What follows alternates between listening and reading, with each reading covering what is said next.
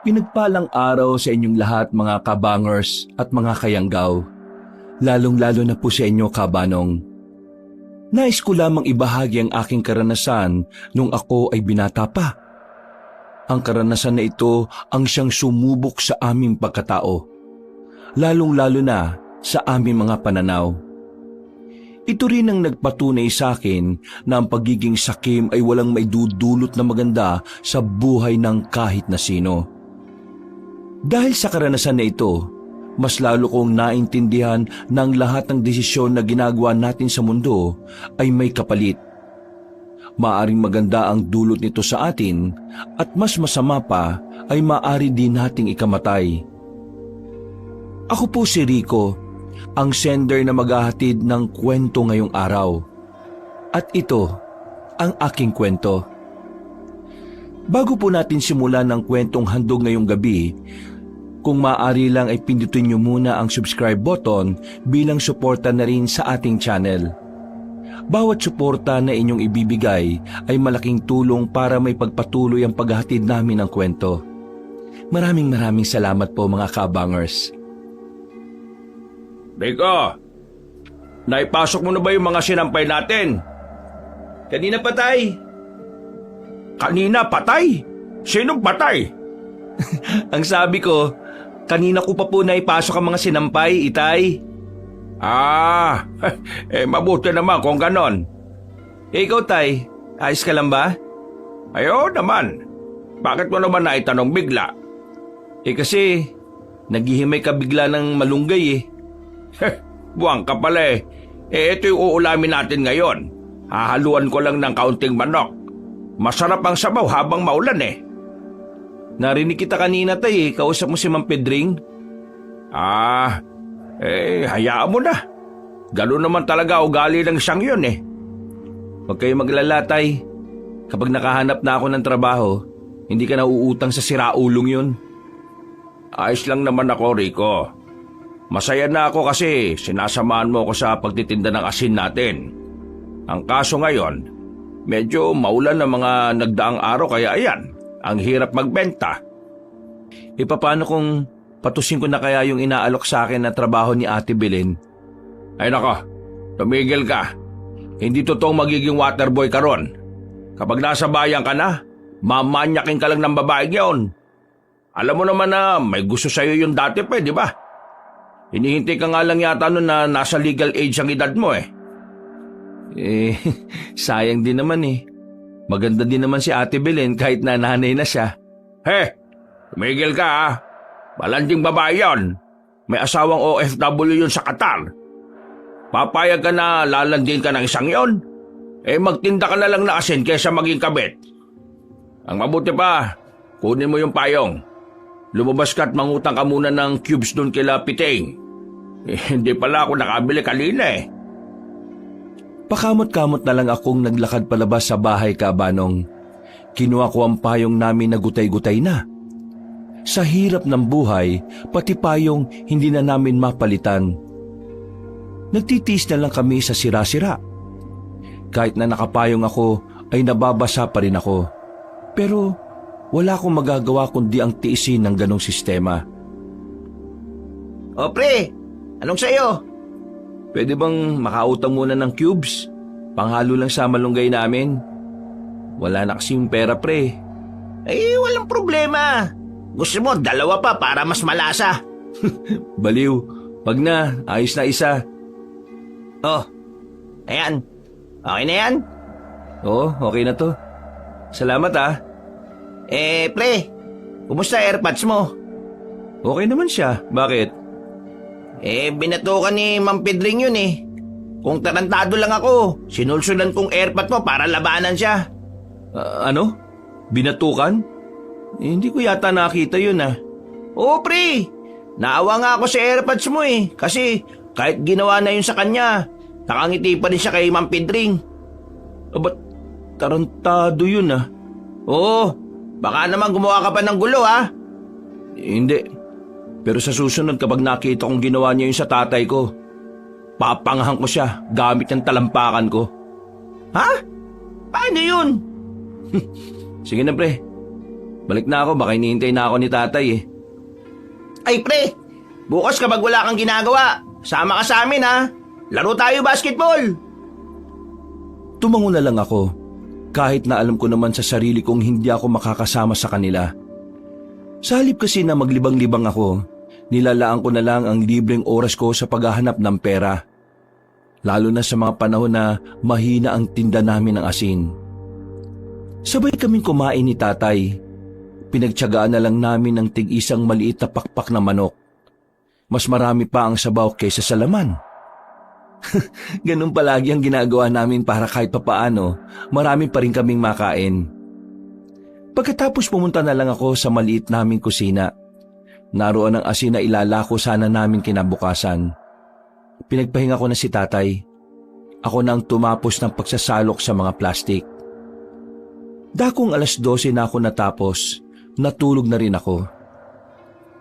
Kinabukasan paggising ko, maulan-ulan pa rin, pero hindi na ganun kalakas. Kailangan ko lumabas noon para makapaglako ng asin. Masama ang pakiramdam ng tatay ko, kaya mag-isa ko lang na iroronda ang daladala kong asin.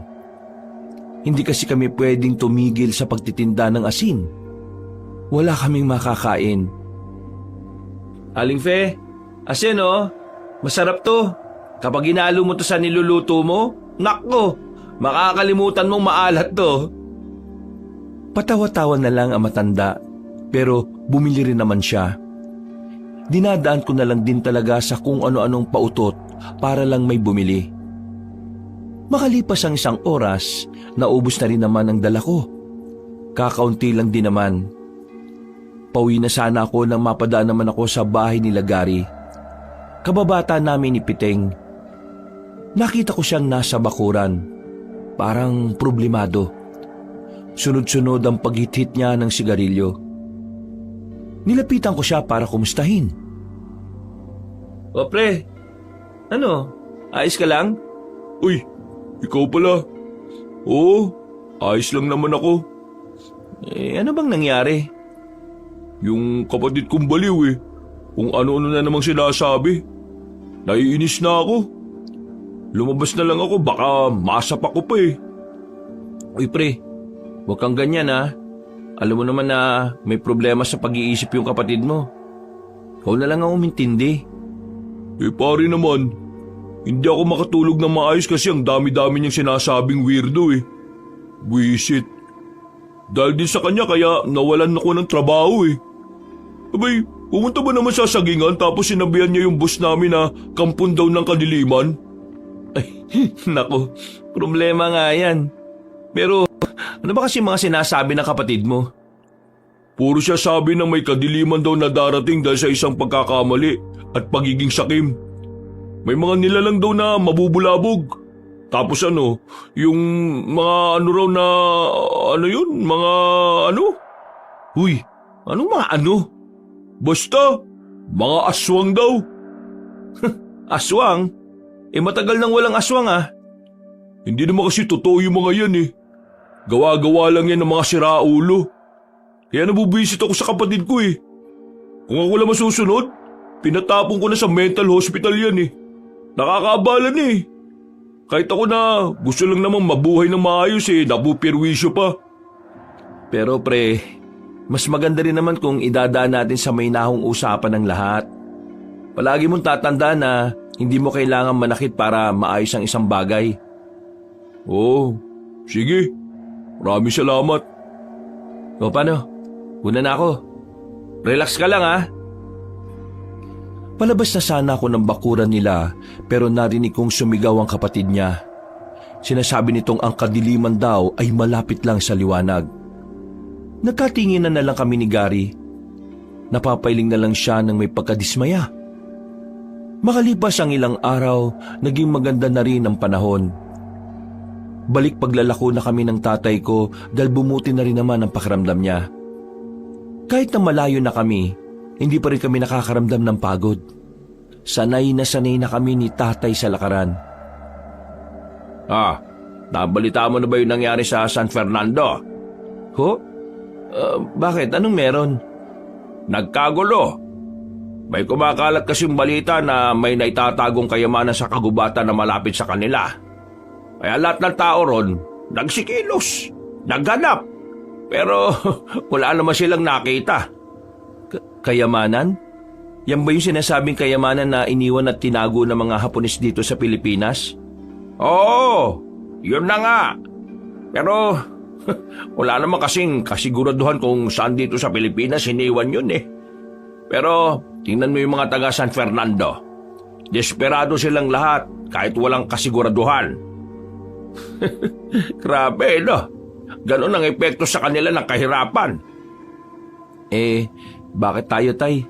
Hindi naman tayo ganon. Mahirap din naman tayo, ah. Kasi tayo, naniniwala tayo na kaya tong isalba ng pagsusumikap at pagtsatsaga. Pero Tay, hindi ka ba napapagod sa buhay natin? Ano bang klaseng talong yan? Malamang nakakapagod maging mahirap. Pero wala naman tayong ibang mapagpipilian kundi ang lumaban at magpatuloy eh. Alam mo kung bakit gusto ko pa rin tumuloy? Kasi kasama kita. Ganun din naman ako, Tay eh. Ikaw lang din naman ang pinaguhugutan ko ng lakas. Kaya nga hanggat maaari, gawin natin ang makakaya natin para makapamuhay ng marangal. Napangiti na lang ako sa sinabi ng tatay ko, Kabanong. Sa aming pagpapatuloy, narating na rin namin ang isa pang baryo. Pagpasok pa lang namin, ay may mga sumalubong na sa amin. Pinakyaw nila ang mga natitira naming tinda. Masaya naman kami kasi maaga kaming makakauwi. Naku, maaga tayo makakauwi nito, Tay. Ang saya naman ng araw na to. Yan ang sinasabi ko sa iyo. Hanggat naniniwala tayong kaya nating umunlad sa maayos na paraan, ay gagabayan tayo palagi ng Panginoon at bibigyan niya tayo ng biyaya. Hindi na kami nagtagal pa sa lugar na yon. Agad na rin kaming umalis. Pero habang naglalakad kami pauwi, meron kaming natanaw na grupo ng mga kalalakihan na armado na pumasok sa kagubatan. Agad akong hinila ni tatay sa gilid. Tay, anong meron? Bakit may mga dala silang baril? Hindi ko rin alam. Pero mukhang mga rebelde mga yan. Lumapit kami roon at sumilip kami sa gubat. Nakita namin ng mga armadong lalaki na parang may hinahanap sila. Find the treasure now. We need to find the treasure.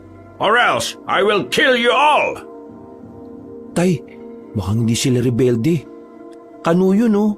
Hinahanap din nila yung kayamanan. Diyos ko. Pati mga armadong tao naghahanap na rin. Sino ba kasi nagpakalat ng balitang yon? Tay, umalis na tayo dito. Baka mamaya makita pa nila tayo. Baka madamay tayo. Kabadong-kabado ako nung mga oras na yon, Kabanong. Agad na rin kaming umalis ni tatay. Buti na lang din ay hindi nila kami nahalata.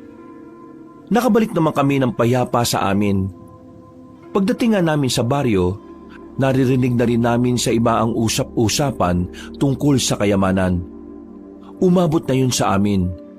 May mga tao na rin sa amin na nagkakaroon ng interes sa kayamanan na yon. Oh, ano yan pre? Ibebenta na? Oo, bulok na eh. Wala na tong silbi. Papatimbang ko na lang. Nabulok na kasi ito eh. Sayang nga oh. Hindi na kasi namin ito nagamit mula nang ma-flat yung gulong. Sayang yung bisikleta na yan ah. Pero wala. Timbangan na lang talaga bagsak niyan. Pre, anong masasabi mo dun sa kumakalat na haka-haka tungkol dun sa kayamanan? Naiintriga rin ako. Parang gusto ko na nga rin makihanap eh. Wala pa namang kasiguraduhan na nandito yun sa probinsya natin eh. At mas lalong wala namang kasiguraduhan na totoo nga yun. Paano kung meron?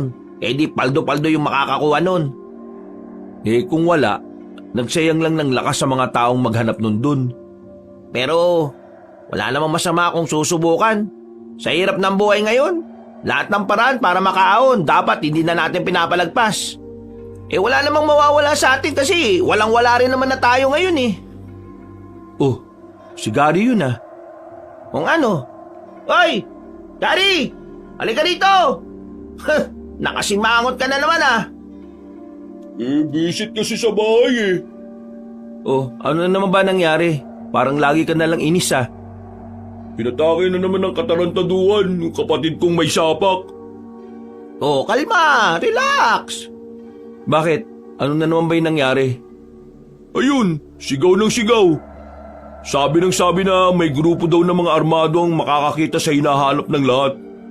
Tinatanong ko nga kung alam niya kung nasaan yung kayamanan na hinahanap ng mga tao eh. Tinawanan lang niya ako. Ay ayun, nabwisit talaga ako. Umalis na lang ako kaysa masapak ko pa eh. Sa sinabing yon ni Gary ay nagtindigan ng mga balahibo ko. Hindi ko alam kung bakit, pero pakiramdam ko dahil yon sa pagiging tugma ng sinabi ng kapatid niya at sa nakita namin ng tatay ko. Bigla ko na lang naisip na baka magkatotoo na ang mga armadong lalaki na yon ang makahanap sa kayamanan, kung sakaling meron man. Umiiling-iling na lang ako, Kabanong. Pilit kong inaalis sa isip ko na walang basihan ng sinasabi ng kapatid niya.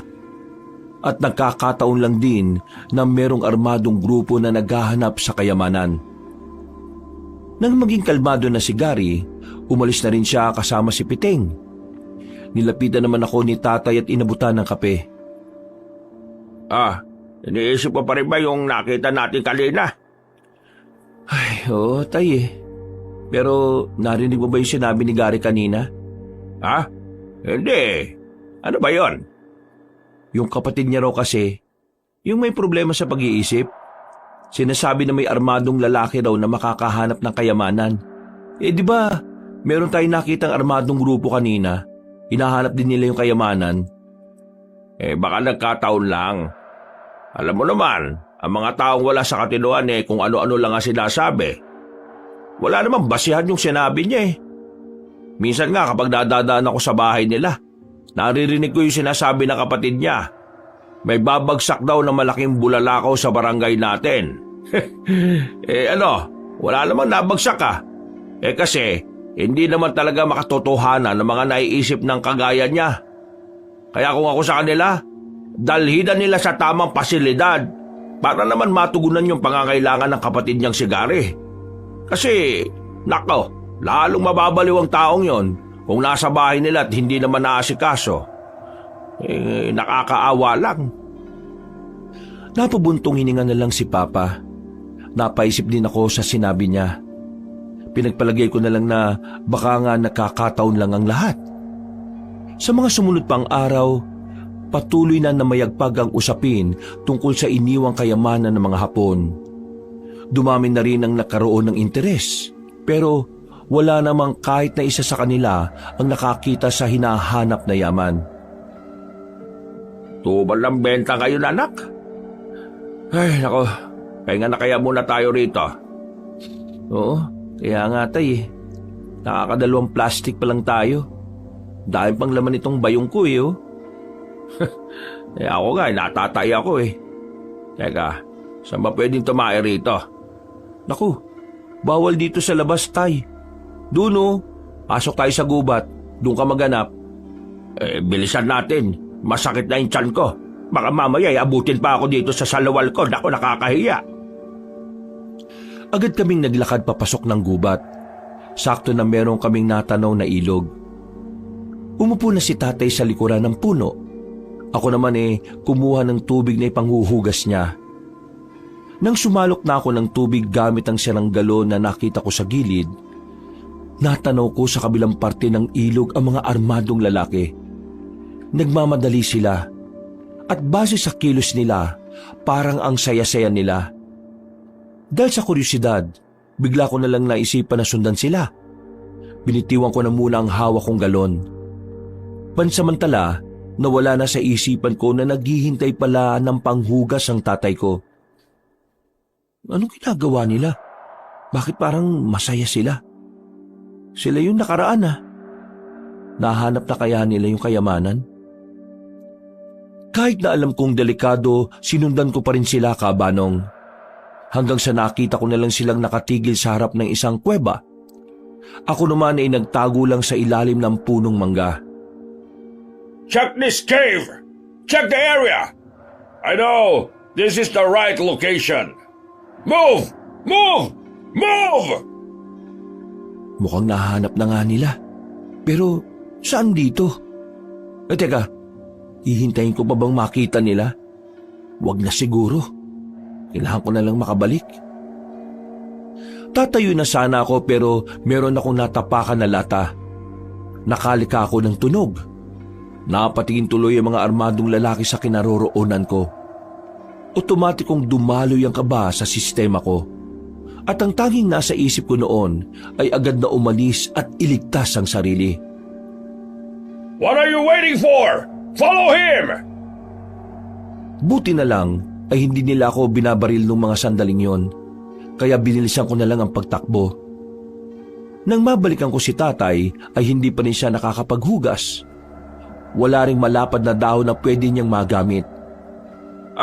Nasaan yung tubig? Kanina pa ako dito naghihintay sa'yo Isuot mo muna yung short mo, tay. Hinahabol ako eh.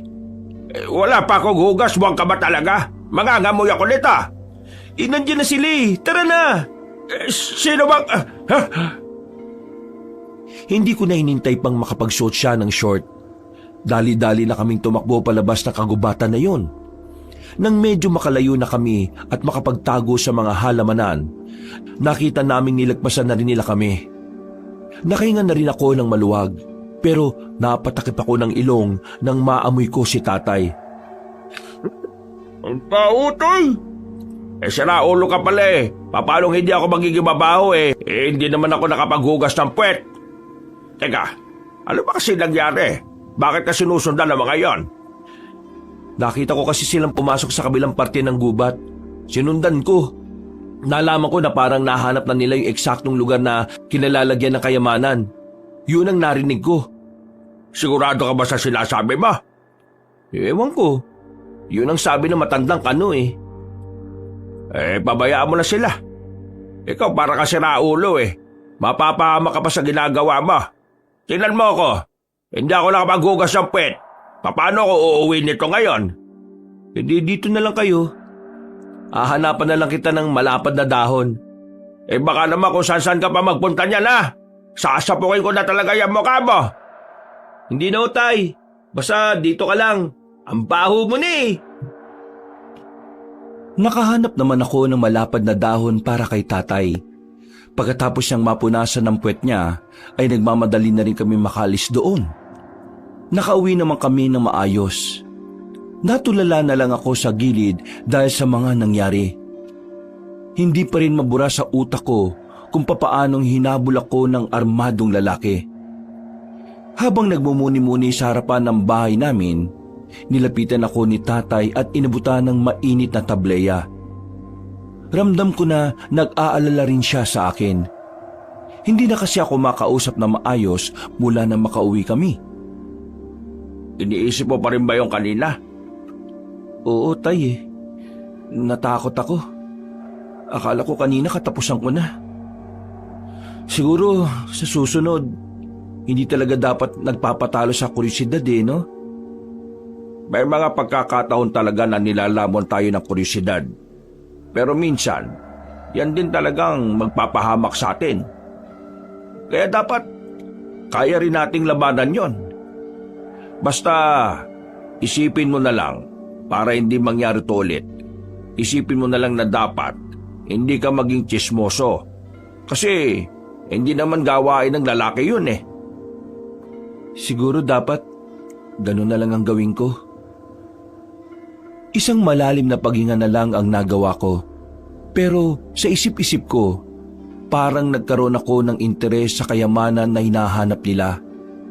Dahil kung sakaling totoo ngang naroon ng kayamanan, siguradong paldo-paldo sila. Sumapit ang gabi, hindi na ako nakatiis. Nakipagkita ko kay Piteng at Gary. Hindi ko na kaya pang itago ang nalalaman ko.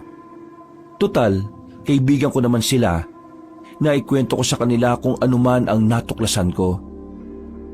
Sinasabi mo na yung mga armadong lalaki, nahanap nila yung Yamashita treasure? Yung ba ang tawag doon? Basta, narinig ko na doon daw yung kayamanan. Pero Hindi ko sigurado kung saan banda doon ha. Malakas ang kutob ko. Sa loob yan ng kuweba. Ang tanga-tanga naman ng mga Hapon kung iiwan nila yung kayamanan sa labas ng kuweba, hindi ba? May punto si Gary. Siguradong nasa loob nga yun. Ano naman kung nasa loob? Huwag niyong sabihin na pupunta kayo ron. Rico, ito na pagkakataon natin para umahon sa buhay. Hindi pa ba natin to papatulan? Naririnig mo ba yung sarili mo? Delikado, Gary. May mga baril ng mga taong nauna ron. May mga baril? Ano naman? Hindi ba nauubos sa mga bala nila? Kayang-kaya natin sila, basta tamang diskarte lang. Rico, kapag nakakuha tayo ng kayamanan, hindi ka nauutang sa amin. May pera na tayo. Yayaman tayo. Makakaalis na rin tayo sa lugar na ito. Hindi ba naiisip yun? Gusto kong yumaman, pero hindi sa mapanganib na paraan. Sa anong paraan?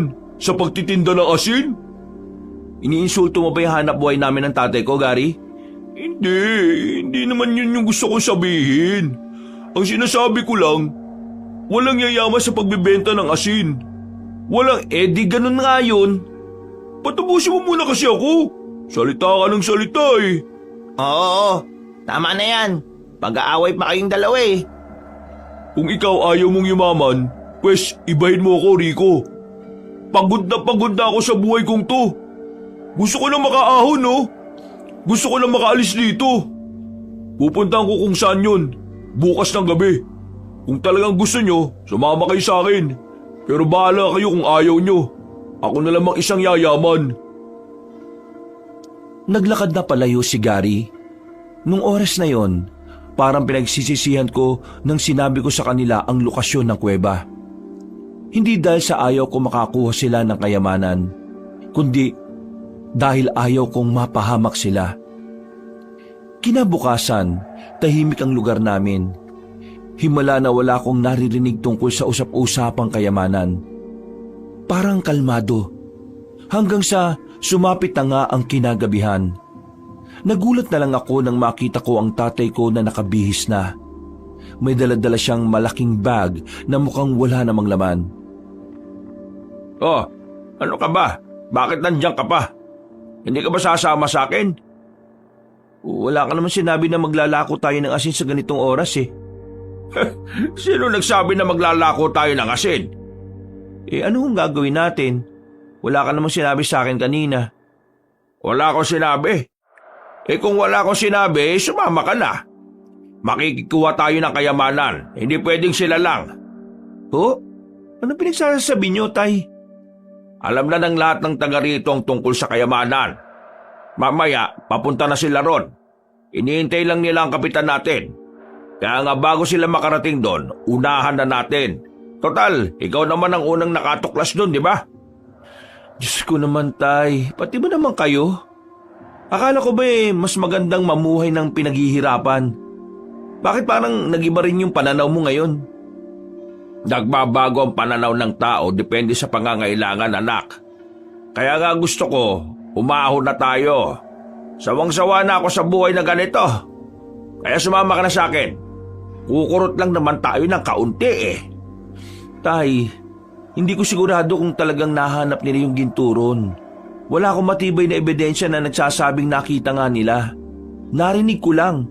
Isa pa, delikado dun. Alam niyo naman na mga armado mga yun eh. Hindi kayo sasantoy ng daladala nilang mga baril na matataas ang kalibre. Kung ayaw mo, ako na lang. Kikilos na ako kaysa maunaan pa tayo ng mga kalugar natin. Mauubusan pa tayo eh. Sandali nga. O ano, nagmamadali ako eh. Oo na, kasama na po ako. Kakainis naman oh. Hindi ka rin pala makakatiis eh. Sasamahan ko kayo kasi nag-aalala ako sa inyo. Ayaw kitang mag-isang maglakad.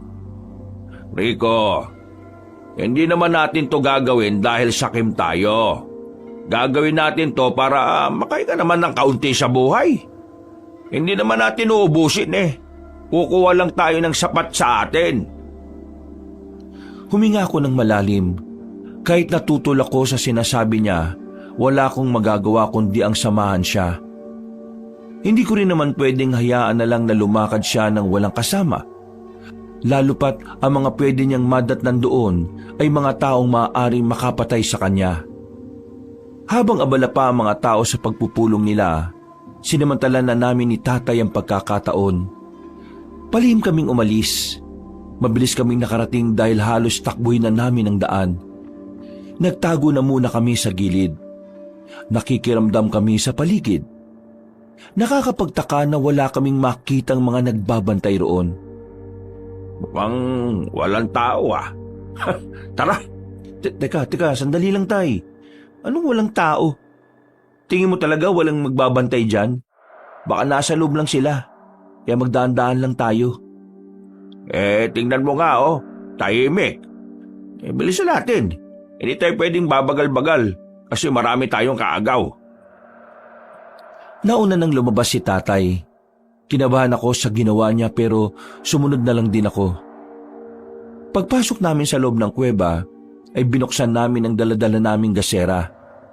Nang magkaroon na ng liwanag, nakita na namin na malawak pala sa loob ng kuwebang yun.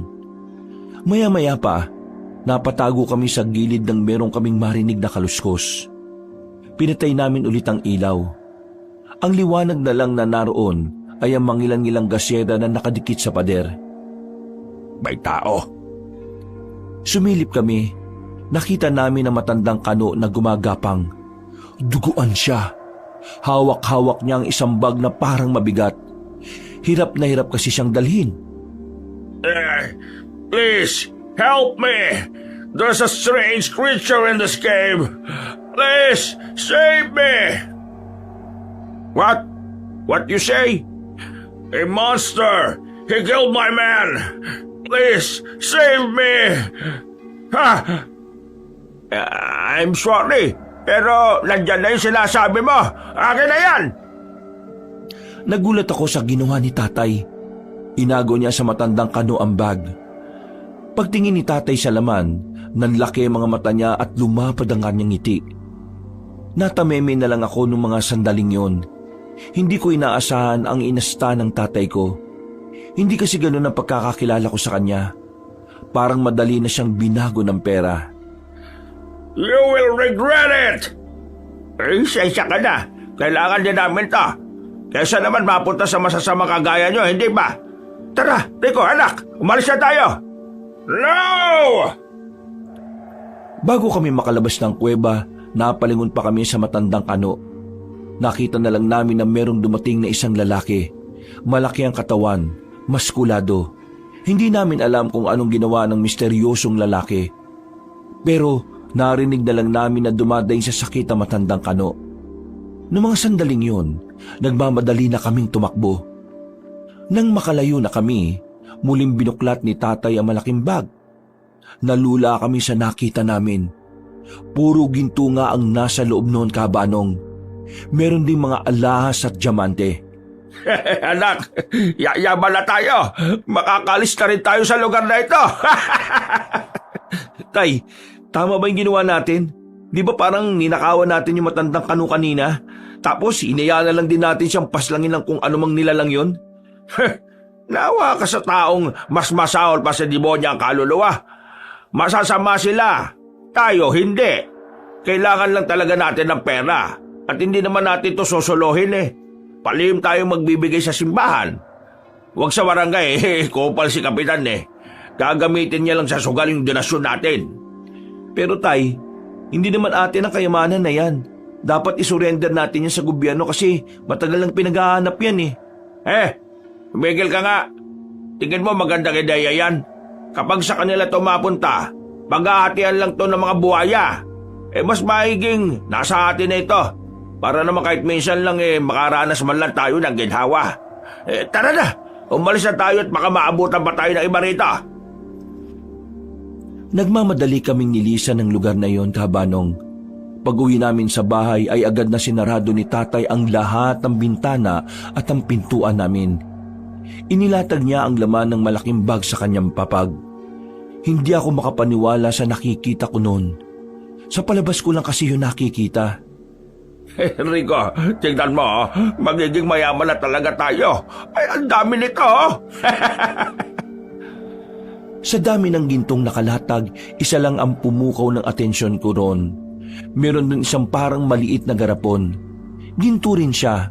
Siya lang ang kakaiba kaya dinampot ko at nilagay ko sa altar namin. Hindi ko na muna binuksan. Nakatuon lang ang atensyon ko kay tatay. Sulit ang pagbubuhat natin dito kahit ang bigat. Ang dami naman oh. Oh, eto. Itatago ko na ang iba sa ilalim ng papag ko ha. Kuha ka na lang kapag... Ha? Ano yun? May kumakatok. Wag. Hayaan mo sila. Rico! Buksan mo itong pintuan! Kasama namin ang taong bayan! Nandito si Kapitan! Mag-usap tayo! Alam kong may tinatago kayo riyan! Wag mo silang pagbuksan. Pero Rico! Buksan mo to! Kapag hindi mo to binuksan, mapipilitan kami pumasok dyan! Sirain namin itong pinto! iba na ang tono ng pananalita ni Gary, kaya kahit ayaw ng tatay ko, tumayo ko para pagbuksan sila. Bumungad sa akin si Gary at Piting. Kasama nila si Kapitan pati na rin ang mga kalugar namin. Ano bang problema, Gary? Rico, magkababata tayo. Pero hindi ko alam na gagantuin mo kami ni Piting. Pati ang mga kalugar natin. Ha? Teka, ano bang pinagsasabi mo? Pinuntahan namin yung kuweba, pero wala na kaming inabutan. Ang nakita lang namin doon, bakas ng dugo. Alam namin na kinuha nyo na yung ginto. Hindi kayo makakapagkaila sa amin. Meron kami nakita isa sa bakuran nyo eh. Hindi nyo yata napansin na nalaglag dito. Ito oh. Noong mga sandaling yun, kahabanong, alam kong wala na akong lusot, kaya hindi na ako nagdahilan pa. Napabuntong hininga na lang ako at napayuko. Mang Rene, lumabas na kayo dyan. Alam na namin na nasa inyo yung ginto. Hindi naman tama na kayo lang ang makikinabang. Kailangan natin paghati-hatian ng mga yan. Hindi naman namin to susuluhin eh. Ibabahagi namin talaga namin ito sa ating lahat. Kaya lang naman kami nagtatago dahil doon sa nakita naming nilalang. Hindi ba, Rika? Anong nilalang? Yung nakita niyong dugo yun na matandang kanon na armado. Sabi niya sa amin, mayroong mabangis na nilalang ang lumaga sa kanyang mga kasama. Yung ginto na nakuha namin, nakuha lang din namin sa kanya. Tumakas na kami nung nakita namin ang mabangis na nilalang na yun. Kung ano man ang nilalang na sinasabi nyo, wala na tayong pakialam doon oh. Ang malaga, pantay-pantay na magkaroon ng mga kalugar natin. Rico, palalagpasin namin tong ginawa nyo. Pero hindi ko nagustuhan yung tinangka nyong hindi pa alam sa mga tao yung tungkol dito. Wala na kaming nagawa pa ng tatay ko noon. Kinuha nila mga ginto at inilatag sa lamesa sa bakuran namin. Pinapila ang mga tao at isa-isang nabigyan. Makalipas lang ang ilang minuto ay natapos na rin ang pamimigay. Mas malaking porsyento ang napunta kay Kapitan dahil daw gagamitin sa pagpapaunlad ng lugar namin. Natulala na lang si tatay sa gilid. Hindi siya makapaniwala na mababahig-bahig ang ginto na iniisip niyang kanya lang. Samantala, hindi ako pinansin ni Piting at Gary. Lumabas sila ng bakuran namin nang hindi man lang ako tinitingnan. Wala na. Nasayang lang yung pinaghirapan natin. Anong nasayang lang? Meron pa rin naman tayong nakuha eh. Meron ka pa namang naitago sa ilalim ng papag mo, tay. Ano bang gusto nyo? Soloyin lahat? Ganyan ka na ba kasakim? Ay, bibig mo ha. Hindi ko gusto tabas ng dila mo ngayon. Totoo naman eh. Nang dahil sa ginto na yan, parang biglang nagbagong ugali nyo. Parang kinain nyo na lahat ng sinabi nyo noon na mas masarap mamuhay ng pinaghihirapan lahat ng gustong makuha. Pinaghirapan naman natin to ah. Ano pang inaangal mo? Nagbabago ka na nga talaga, tay. Hindi ako makapaniwala. Totoo nga talaga yung kasabihan, no? Na ang tao nagbabago dahil lang sa pera o kayamanan. Rico, anak. Alam mo, pasensya ka na ha. Alam kong masyado ako nagiging sakim sa yaman. Pero hindi mo ako masisisi. Mula pagkabata ko, hindi ako nakaranas ng masarap na buhay. Alam mo naman yun, hindi ba? Kaya sana, maintindihan mo ako ngayon. Kaya naman kitang intindihin, Tay eh. Ang gusto ko lang, sana naman huwag kayong magbago. O sige, pinapangako ko, hindi ako magbabago. Ako pa rin ang tatay mo. Isang malalim na paghinga na lang ang nagawa ko, Kabanong. Kumalman na rin ang kalooban ko. Pakiramdam ko noon, nagbalik na ang tatay ko. Humingi rin ako ng paumanhin sa kanya, kaya naging maayos na rin kaming dalawa. Kinabukasan, masaya ang buong baryo namin. Lahat ba naman ay paldo-paldo dahil sa ginto. Maingay, maraming nagkakantahan. Habang kami ni tatay, nasa bakuran lang. Hindi pa rin namin binibenta ang ginto sa bayan. Rico, anak, pasensya ka na ha. Dahil sa akin hindi ka na pinansin ng dalawa mong kaibigan. Kasalanan ko talaga yun Naging sakim ako. Ay, ayos lang. Kakausapin ko na lang sila. Pagkatapos naming mananghalian ni tatay, lumabas ako ng bahay namin. Pinuntahan ko si Piting at Gary. Sakto naman na nasa bilyaran silang dalawa. Nakita nila akong nasa labas kaya lumapit sila sa akin. Mga pre, gusto ko sana kayong makausap tungkol dun sa nangyari kagabi. Maniwala man kayo sa hindi ko talaga ginusto yun. Ayoko nga kunin yung kayamanan na yun pero si tatay ang mapilit Hindi ko naman siya pwedeng hayaan na mag-isa pumunta ron. Kaya sinamahan ko siya. Medyo nagtampo lang naman kami. Pero alam naman namin ni Gary na hindi ka naman sakim na tao. Siguro si Bang rin nasilaw lang. Mabuti na nga lang kagabi pumayag siya na ibahagi na lang sa lahat Kilala ko kayo ng tatay mo. Hindi kayo sakim na tao. Pero minsan, may parte talaga ng buhay natin na babaguhin tayo ng sitwasyon. Kagabi, inis ako sa tatay mo. Pero naintindihan ko na lang din siya. Ganon din kasi ako minsan Maraming salamat at naunawaan niyo ako. Akala ko hindi niyo na ako kakausapin kahit na kailan Hinihintay ka lang din naman namin na lumapit. Hindi namin magagawa yun sa'yo, no? Sabay-sabay tayong nagpatuli tapos dahil lang sa kayamanan kakalimutan ka na namin.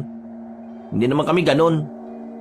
Pero pre, meron akong mas gustong malaman Ano yon? Sumama kayo sa akin sa bahay. Tara. Pagdating namin sa bahay nila Gary, ang tanging naroon lang ay ang isa pa niyang kapatid na nagbabantay kay Romer. Ang kapatid naman niyang may problema sa pag-iisip. Hindi ko alam kung bakit dinala kami ni Gary sa mismong silid ng kapatid niya. Pero nang makita ko ang drawing ni Romer sa mga pader, dito na ako kinilabutan.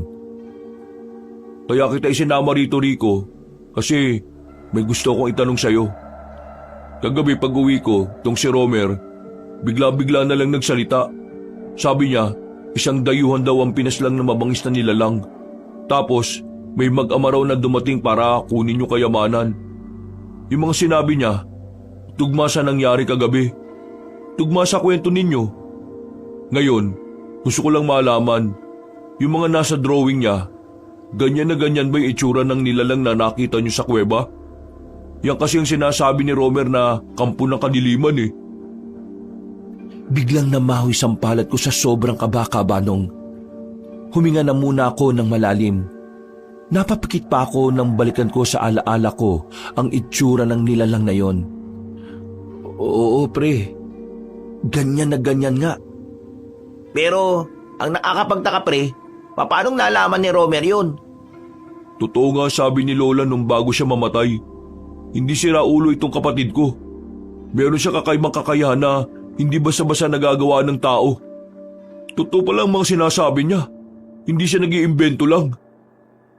Pero, masasabi niya ba sa atin kung anong nilalang na naroon? Meron siyang sinasabi sa akin noon na hindi ko pinapaniwalaan. Paulit-ulit kasi. Pero ang sabi niya noon, aswang daw. Ha? Aswang? Aswang yung nakita namin ni tatay? Sabihin na natin na aswang. Pero anong ginagawa niya sa kuweba kung saan naroon yung ginto? Hindi naman talaga ito yung ginto na iniwan ng mga Hapon? Sinasabi mo bang yung gintong pinaghati-hatian natin pagmamay-ari ng aswang na yun? Hindi ko alam. Pero mga pre, masama ang kutob ko. Paano kung balikan tayo ng aswang na yun? Huwag ka matakot. Marami tayo, no? Nag-iisa lang yun.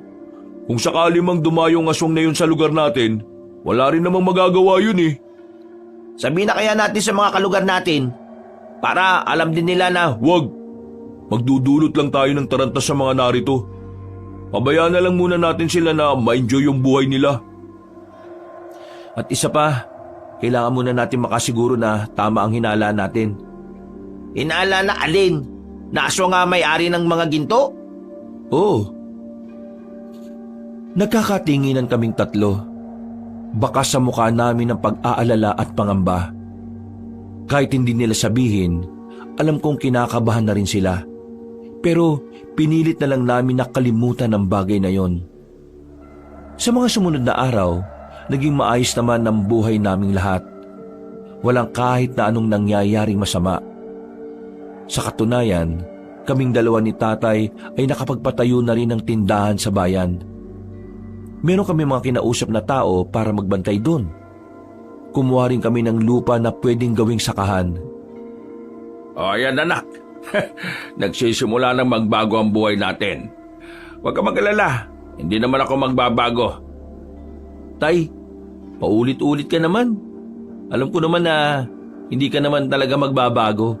At masaya ako doon. Buti nga nakinig ako sa iyo Kung hindi siguro ako nakinig isa na rin akong ganid at sakim. Wala na siguro akong pinakaiba sa mga buhaya sa gobyerno ano.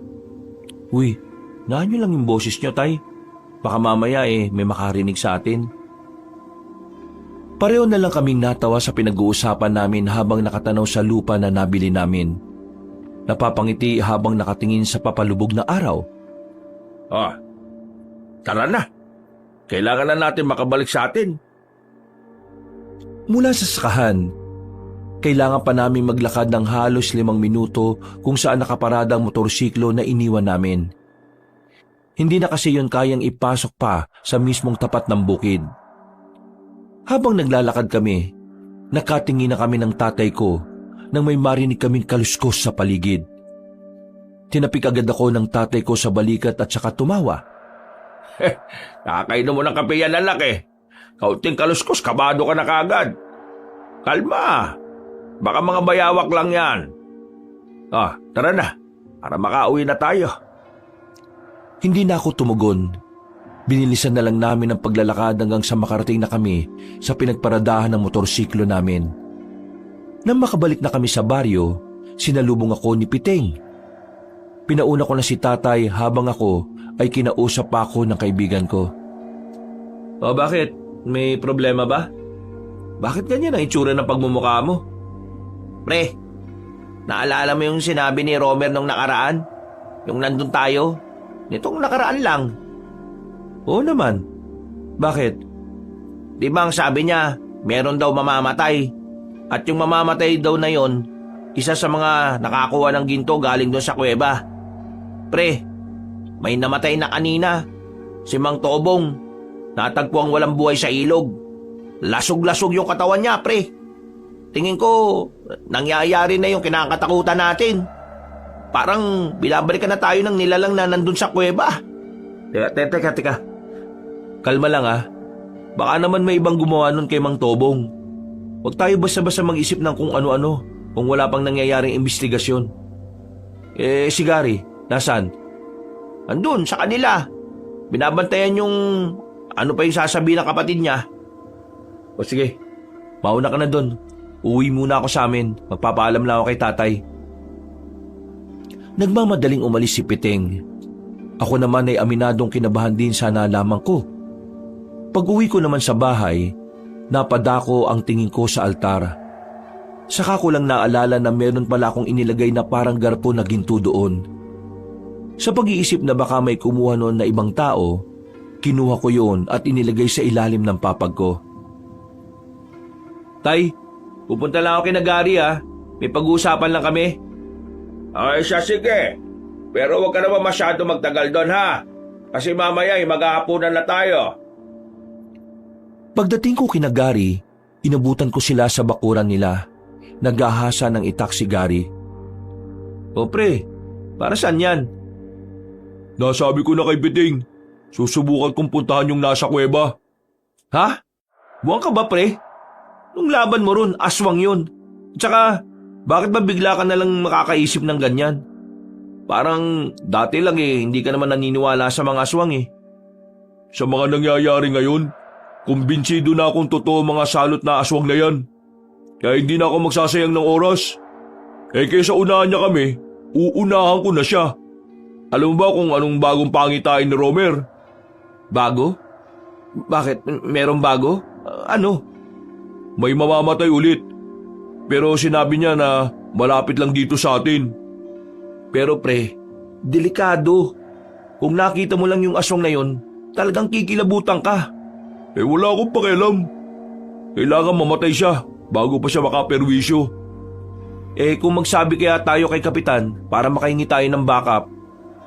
Kupal si Kapitan Wala siyang pakialam. May mga nagpaabot na rin ng balita sa kanya tungkol sa nangyari kay Mang Tobong. Pero hindi siya naniniwalang aswang ang gumawa nun Wala akong aasahan sa siraulong yun. Dapat pala hindi na natin hinatian ng ginto yung kapitan natin Dami-dami pa napunta sa kanya. Wala rin naman palang kwenta. Ano, nasama ba kayo? Kung hindi naman ayos lang din naman sa akin. Hindi naman ako namimilit Deko, sasama ako.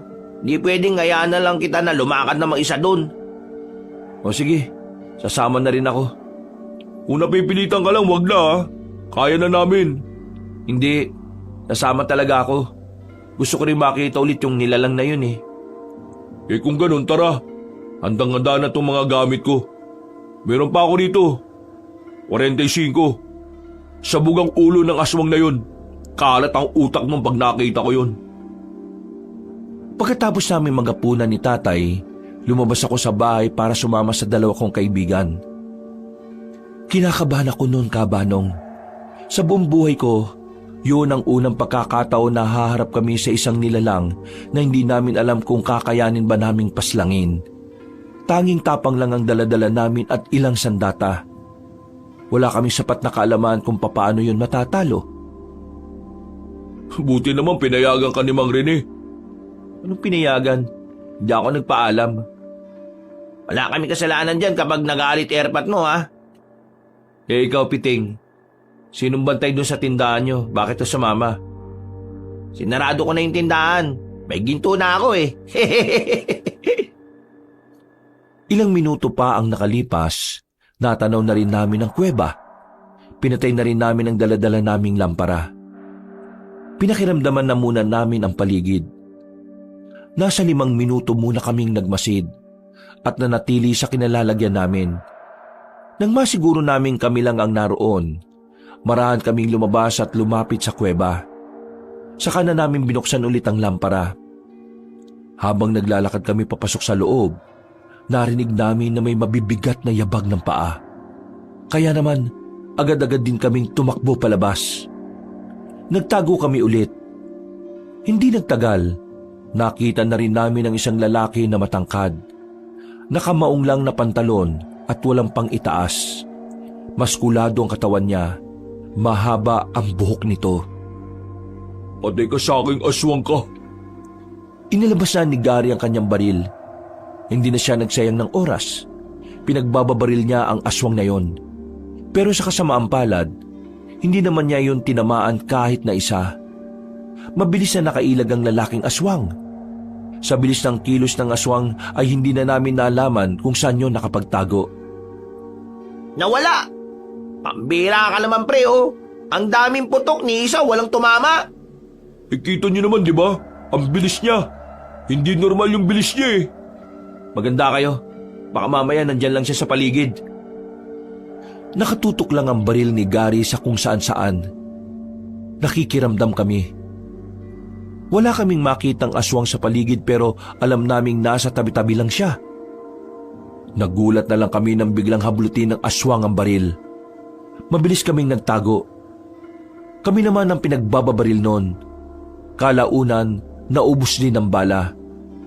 Matapang namang lumabas si Gary kahit ang hawak lang niya ay mahabang itak. Lumabas ka dyan! Papatayin kita! Hindi ka na makakaperwisyo ng ibang tao sa labas! Huwag mo na nga munin, pre. Pambira ka naman, oh. Naririnig niyo ba yung pre? Parang galit na galit siya. Huwag kayong matakot. Mas lalo lang siyang magkakaroon ng lakas ng loob kapag naging duwag tayo. Gary! Hindi na namin namalayan na nasa gilid na pala ang lalaking aswang. Madilim kasi sa bandang yun kaya hindi na rin namin nabantayan. Nahila ng aswang si Gary. Sinubukan niyang tagain yon pero wala rin namang nagawa ang itak niya. Pumaibabaw ang aswang sa kanya. Kami naman ay sinubukan ding umatake sa aswang pero masyado siyang malakas. Nasipa lang kami sa gilid kaya agad kaming bumalandra. Pero may kakaibang nangyari. Nakita na lang namin na natataranta ng umalis ang aswang habang may tama na ng palaso sa balikat. Hindi na yung pumasok ng kuweba. Hindi nyo na dapat inamo ng isang aswang lalo na kung wala naman kayong alam kung paano siya papaslangin. Sino kayo? Lumapit siya sa amin. Tinutukan namin siya ng ilaw para makilala ang mukha niya. Matanda na siya, pero malakas pa ang pangangatawan.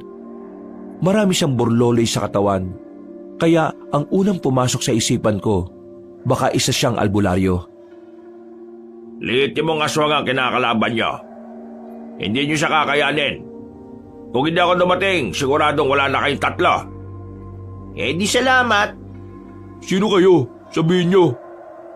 Isa akong albularyo. Trabaho kong hanapin ang mga aswang na yan at paslangin. Mga aswang? Marami sila? Oo. At yung aswang kanina, isa lang yon. Baka maraming aswang sa kuweba na yan. Diyos ko naman. Wala. Wala nang aswang sa loob. Nararamdaman ko. Nararamdaman? May kapangyarihan ka ba? Para maniwala kayong wala nang mga aswang sa loob, sumama kayo sa akin, papasok ako. Nauna nang naglakad ang matandang lalaki. Nakatinginan kami saglit, pero sumunod din naman kami sa kanya. Wala pa kaming tiwala sa matandang yon, kaya naisipan ko nang tanungin ang pangalan niya habang naglalakad kami sa loob ng kuweba. Mang Juan ang pangalan ko. Malayo pa ang tinitiran ko. Naglalakbay ako para lang mahanap ang mga aswang. Hindi ko alam na narito pa lang isa sa mga aswang na dapat kong mapaslang. Kaso ang problema, nakatakas. Kaya gusto ko malaman kung ano pa ang mga pwede kong maalaman dito. Mga ilang sandali lang, tumigil na kami sa isang malaking ribulto ng demonyo. Meron siyang tiningnan doon. Nagtataka siya. Parang may hinahanap siya. Tumingin siya sa amin na parang pinagbibintangan kami sa isang kasalanan. Oh, bakit? Anong meron? Ang ribultong ito ang nakasulat sa libro ng mga aswang. Sa mga ganitong ribulto, sumasamba ang mga aswang. Pero hindi tinayo ang ribultong ito kung hindi ito inaalayan ng mga ginto. May alam ba kayo kung sino ang kumuha ng mga ginto? Sandali kaming hindi nakapagsalita. Hindi namin alam kung dapat bang sabihin namin sa matandang yun ang totoo. Kahit kasi tinulungan niya kami, hindi pa rin namin magawang magtiwala sa kanya. Hindi kayo makapagsinungaling sa akin, ha? Kayo siguro, no? Kayo ang kumuha ng mga ginto rito? Hayaan niyo ako magpaliwanag. Huy, bakit mo sasabihin sa kanya? Baka mamaya. May mga armadong lalaki ang kumuha ng ginto dito sa kuweba. Akala nila, galing yun sa mga Hapones nung panahon ng pananakop. Pero namatay sila. Yung pinuno nila, nakita namin naghihingalo. Saka namin kinuha yung bag. Pero kayo pa rin ang nakinabang sa ginto. Nasaan ang mga ginto? Nasaan ang parato? Ha? Anong parato?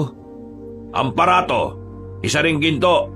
Pero hindi ito kagaya ng mga pangkaraniwang ginto. Dahil ang bagay na ito ay pinakamahalaga sa mga aswang.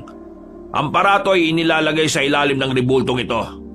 Pinaniniwalaan nila na sa paratong yon, namamalagi ang kaluluwa ng mga mahal nila sa buhay. Ah, parang doon nilalagay yung mga abo ng mga namatay nilang mga kamag-anak? Hindi, abo. Mismong kaluluwa ang mga naroon.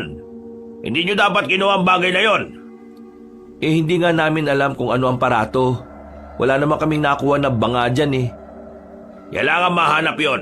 Kung hindi, maaaring malagay sa alanganin ng buhay ng karamihan sa inyo. Huwag na nga tayo makinig sa isang yan.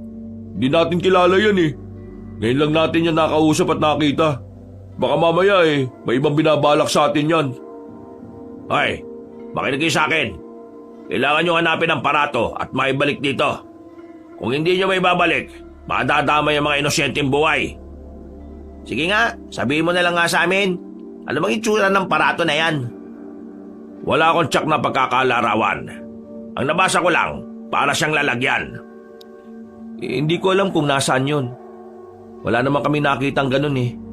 Baka hindi kami nakakuha. Baka mga armadong lalaki nakakuha nun. Kung hindi kayo nakakuha, kailangan nyo pa rin hanapin yon at maibalik dito. Dahil madadamay pa rin kayo sa oras na dumalaw na mga aswang dito para magsamba. Kayo lang ang malapit sa lugar na ito. Kaya kayo lang ang babalikan nila. Di ba sabi mo, tumutugis ka ng aswang? Di tulungan mo kami kapag nangyari yung sinasabi mo.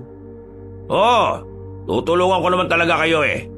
Pero hindi ko maililigtas ang maraming buhay kung mga inosyente ay idadamay nila. Iisa lang ako. Mga pre, tingin ko kailangan nga nating mahanap yung bagay na yun. Kahit yun na lang ang maibalik natin. Di ako naniniwala sa isang to eh. Baka mamaya, sinasabi niya lang yun para magkaroon siya ng parte sa mga ginto. Ganyan ka ba kawalang utang na loob? Matapos ko kayo iligtas, lalo ka na. Pag-iisipan mo ako na masama. Gano'n naman talaga ang mga masasamang tao, di ba? Nagpapanggap munang mabuti sa umpisa. Pre, kalma ka nga. Tara, bulis na tayo rito sa kuweba na to. Baka mamaya biglang may dumating na maraming aswang. Bahala kayo kung maniniwala kayo dyan. Pre, sumunod ka lang sa labas. Susundan ko lang si Gary.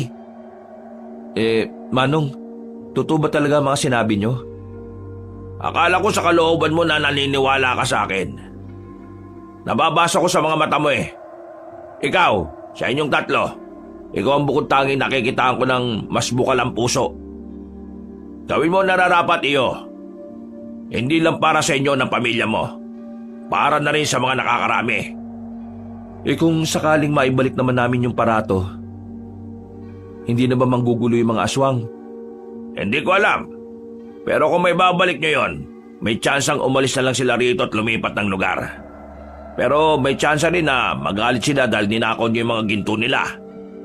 Ang malaga rito, maibalik ang parato.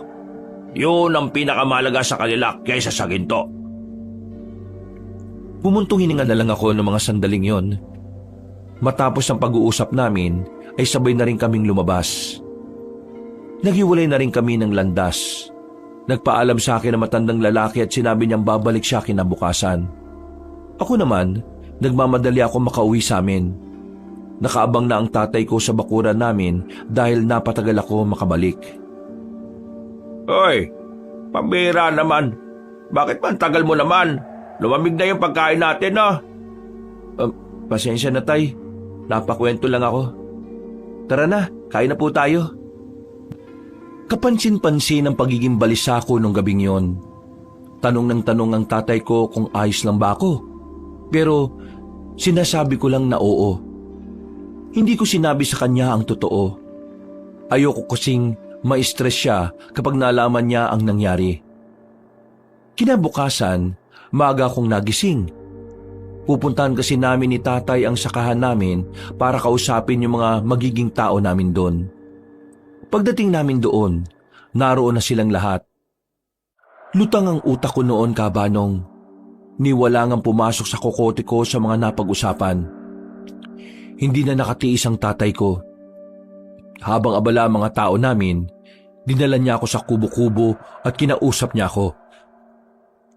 Nak, ano ba talagang problema? Kanina pa kita napapansin eh. Para kang sabog. Nakadroga ka ba? Tay naman, ba't naman ako maggaganon? Mukha ba akong adik? Oo, mukha kang adik. Tinatanong na nga ako ng mga tao natin kung ayos ka lang eh. Ano ba kasing iniisip mo? Tay, ayos lang ho ako. Kilala kita. Alam ko kung kailan ka nagsasabi ng totoo at kung kailan hindi. Hindi ka makakapagsinungaling sa akin. Ginagawa mo naman akong bata anak eh.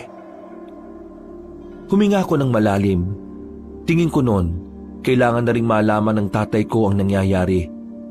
Naiisip ko na mas mainam nang may alam siya para kahit papaano mapaghandaan niya ang mga maaaring mangyari.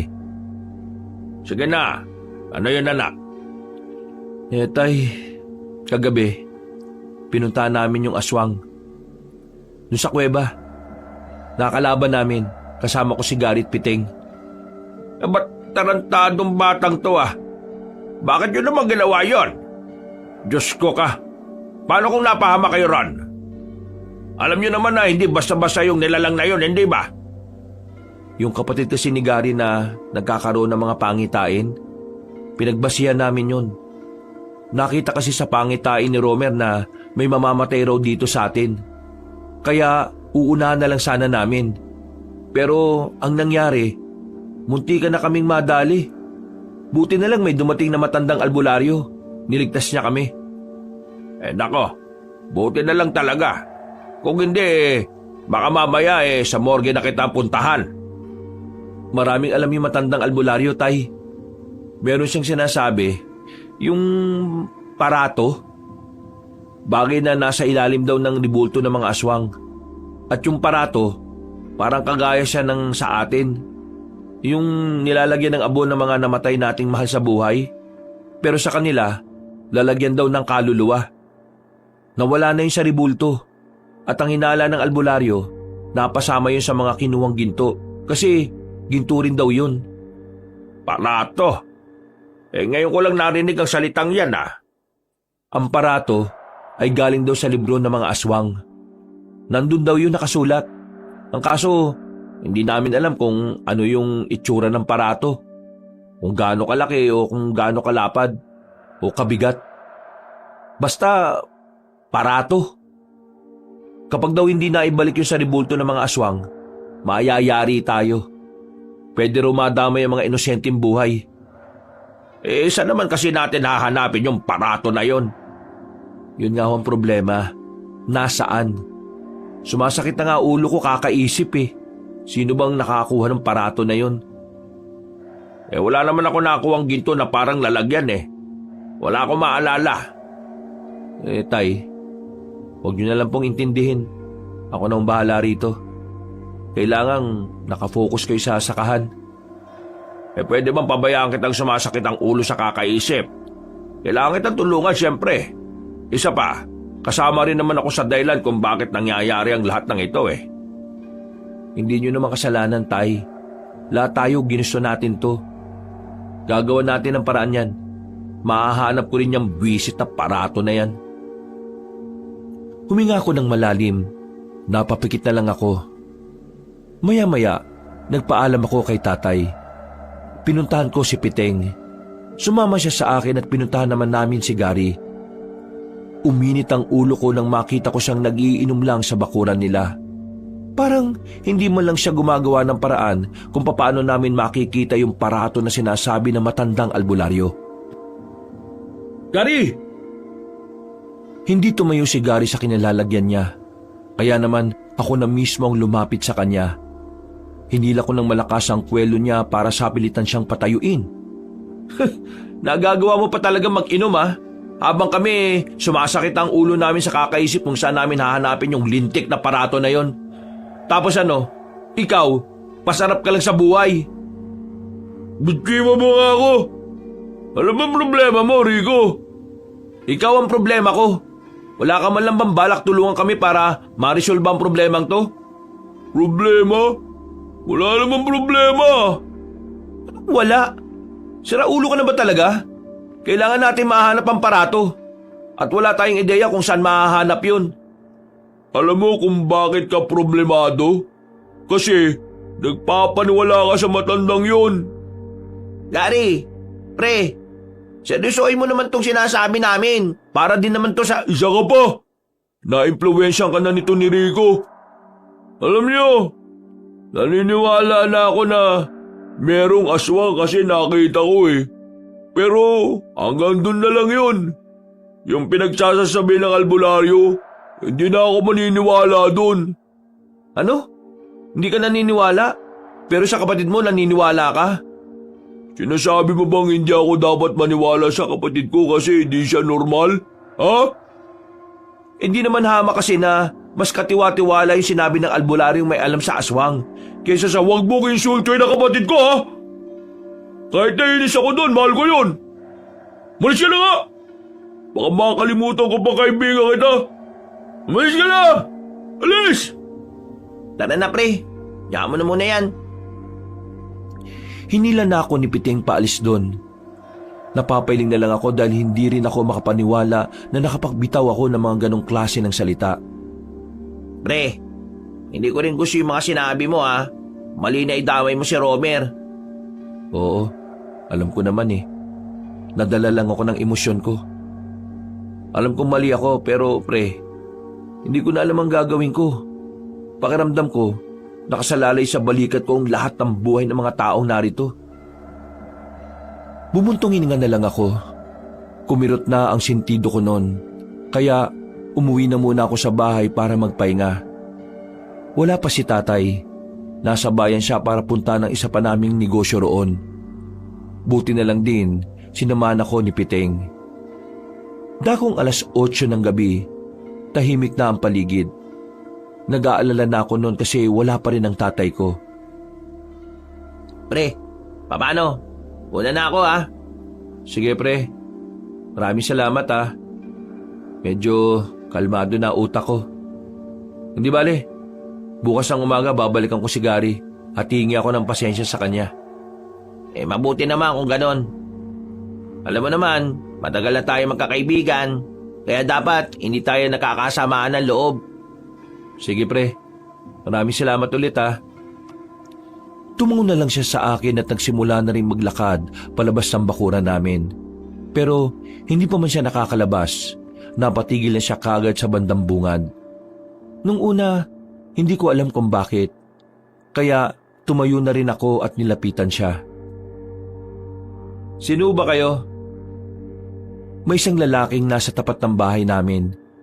Hindi siya nagsasalita. At kahit na ilang beses kong ulitin ang tanong ko, hindi naman din siya sumasagot. Pre, tingnan mo, sa kabila meron din. Paglingon ko sa gilid, meron ding lalaki ron. Ganon din sa kaluwang banda. Walang nagsasalita sa kanila. Nakatingin lang sila sa amin ng seryoso. Napapalunok na ako ng laway sa sobrang kaba. Kaya naman, hinila ko na si Piting papasok sa bahay namin. Sinarado namin ang mga bintana at kinandado namin ang pintuan. Pre, ano ba nangyayari? Diyos ko, sino ba yung mga yun? Mga adik yata yun eh. Hindi sila adik pre. Ha? Anong ibig mo sabihin? Hindi sila adik. Mga aswang ang mga yan. Yan na nga ba kinatatakutan ko eh. Bindalikan na nila tayo. Inaanap na nila yung lintik na aparato na sinasabi nila. Oo, umalma ka lang. Eto, kunin mo tong isang itak. Huwag mong sabihin na lalabanan natin ang mga yan. Wala naman tayo magagawa, Piting eh. Kung sakali makapasok sila rito sa bahay, di lalabanan natin sila. Hindi pwedeng mamatay na lang tayo ng basta-basta. Nung mga sandaling yun, Kabanong, palakas ng palakas ang angil nila. Naririnig din namin mula sa kabilang bahay na nagsisigawan na sila. Nakita na rin nila ang mga nakapalibot sa bahay namin. Kahit na kinakabahan at nangingilabot, pinipilit naming malakasan ang aming loob. Alam namin na sa oras na mabuksan nila ang pintuan, siguradong mapapahama kaming dalawa. Pre, anong gagawin natin? Manahimik ka nga muna. Mas lalo ako hindi makapag-isip sa iyo eh. Tulungan mo ako. Iarang natin ang lamesa. Dali! Pinagtulungan namin buhatin ang lamesa at saka inilagay sa pintuan.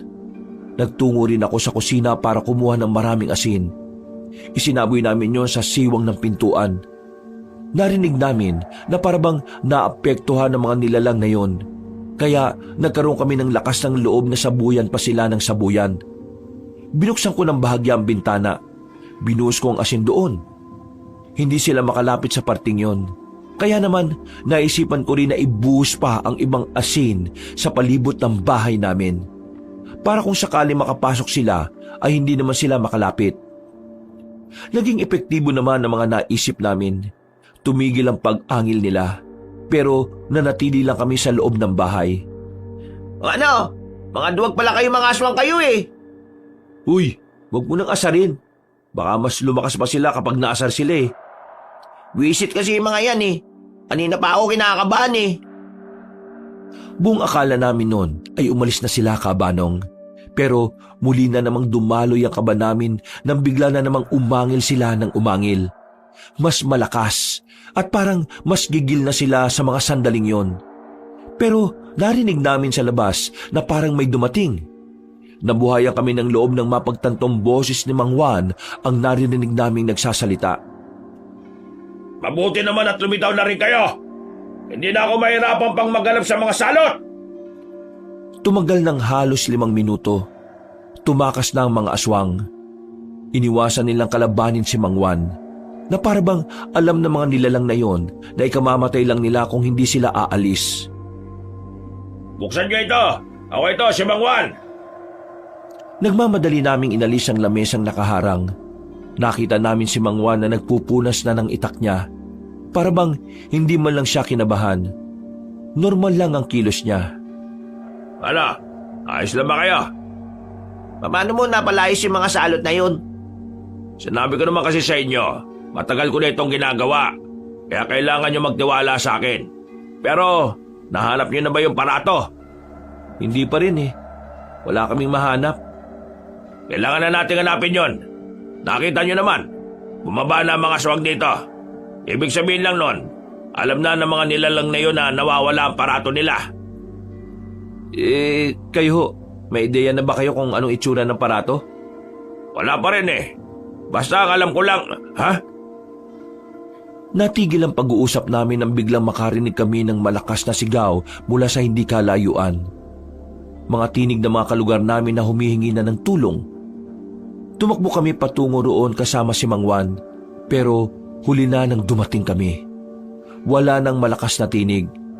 Inabutan na lang namin na wala nang buhay ang mga tao sa loob ng bahay. Duguan ang sahig. Nakabulagta ang mga naroon. Maraming kalmot sa katawan at halos sumiwalay ang lasog-lasog na katawan. Wisit! Napaka-brutal naman ito! Ito na sinasabi ko. Ito na kinatatakutan ko. Gumagawa na sila ng hakbang para pagbayarin ng mga tao. Ang lahat ng ito ay nangyayari dahil sa kasakiman ninyong mga taga rito. Hindi ako nakapagsalita, Kaabanong.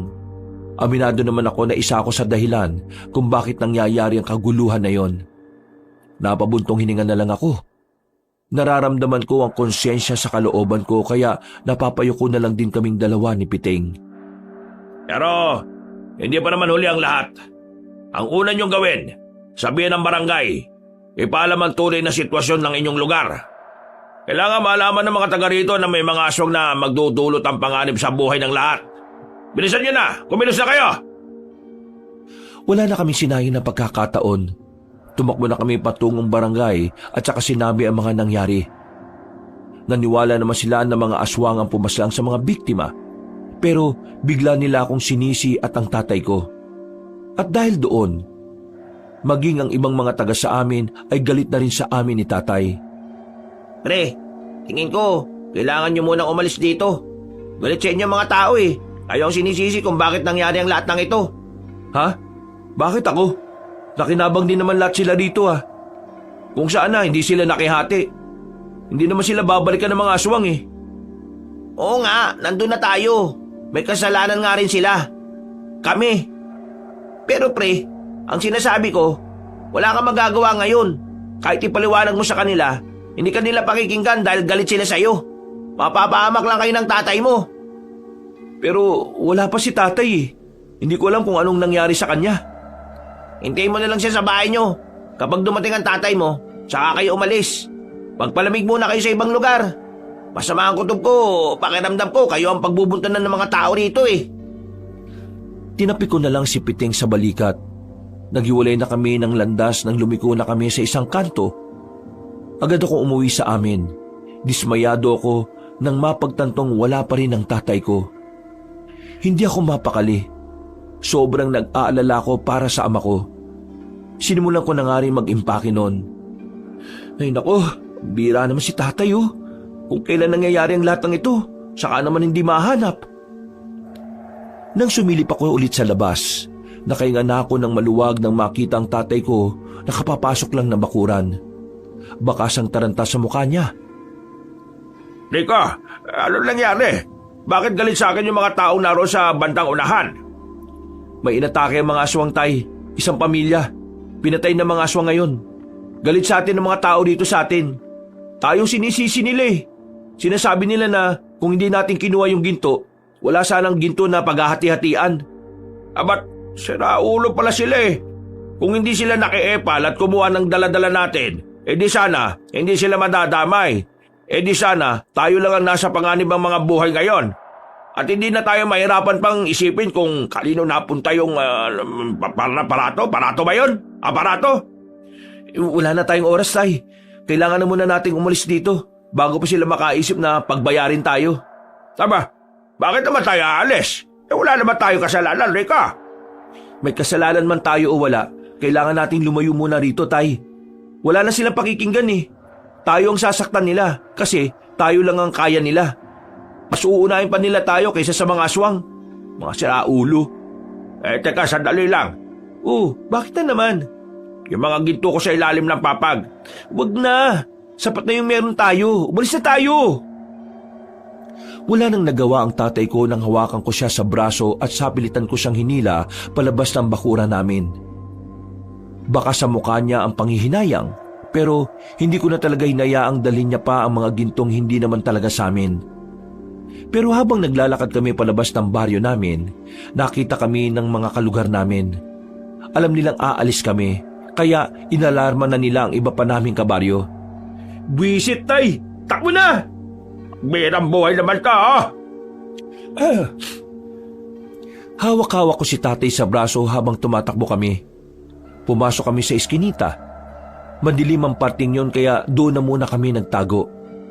Nang malagpasan na kami ng mga tao, lumuwag ng bagya ang paghinga namin, pero hindi pa raw natatapos ang lahat. Mahirapan kami makalabas ng lugar namin dahil nagising ang mga residente. Kasalanan ko to eh. Tay, hindi to ang tamang oras para magsisihan. Tulungan mo na lang ako makapag-isip kung paano tayo makakaalis dito. Halos 10 minuto rin kaming nakatago sa dilim sa parting yon. Pagsilip ko, wala na mga tao. Malayo sila sa amin kaya nilakasan namin ni tatay ang loob. Bilis, tay! Bilis! Teka, sandali lang naman. Matanda kasama mo. Hindi pa kami nakakalayo. Natanong na namin ang isa pang grupo ng mga residente. May dala silang mga sulo. Hindi ko alam kung kami ba ang tutugisin nila o ang mga aswang. Pero kahit na hindi naman nila kami nakikita, gumilid kami ulit ni tatay. Mukhang mahihirapan tayo, tay. Kasi ang tanda ko na, mabagal akong kumilos. Kung ikaw na lang kaya mauna, anak. Ha? Hindi ko kayo iiwan, no? Bakit ko kayo iiwanan? Hindi pwede. Matanda na nga ako. Magiging pabigat lang ako sa magtakas mo. Wala akong pakialam kung magiging pabigat ka. Isasama kita kahit dalawa pa tayo mapahamak dito. Talagang hindi mo ako kayang iwan eh, no? Paano na lang kung mawala na ako? Paano ka na? Tay, matatanggap ko naman na kailangan kong mabuhay mag-isa balang araw. Pero hindi ko matatanggap kung mamamatay ka sa kamay ng mga kalugar natin. Mas lalo na sa kamay ng mga aswang. Kaya isasama kita kahit saan. Kung sa bagay, hindi mo nga ako iniwan kahit na wala akong shot at hindi pa ako nakakapaghugas ng puwet eh. Baho mo nga tayo nun eh. Buti nakahanap ako ng malapad na dahon. Nagawa pa naming matawan ng mga oras na yon. Pero naging seryoso kami ulit nang matanaw namin na parami na ng parami ang mga taong nagtitipon. Sinisigaw nila ang pagtugis sa mga aswang. Pero sinisigaw din nila ang paninisi sa amin ni tatay. Tama! Ang alin? Kailangan natin makita si Mang Juan. Eh, sino naman yon? Yung albularyo na tumulong sa amin kanina. Matutulungan niya tayo. Isa naman natin hahanapin yung taong yon. Bahala na. Basta tingin ko, nandito pa rin siya sa loob ng baryo natin, Tay. Paunahin kita makalis dito Magtago ka muna.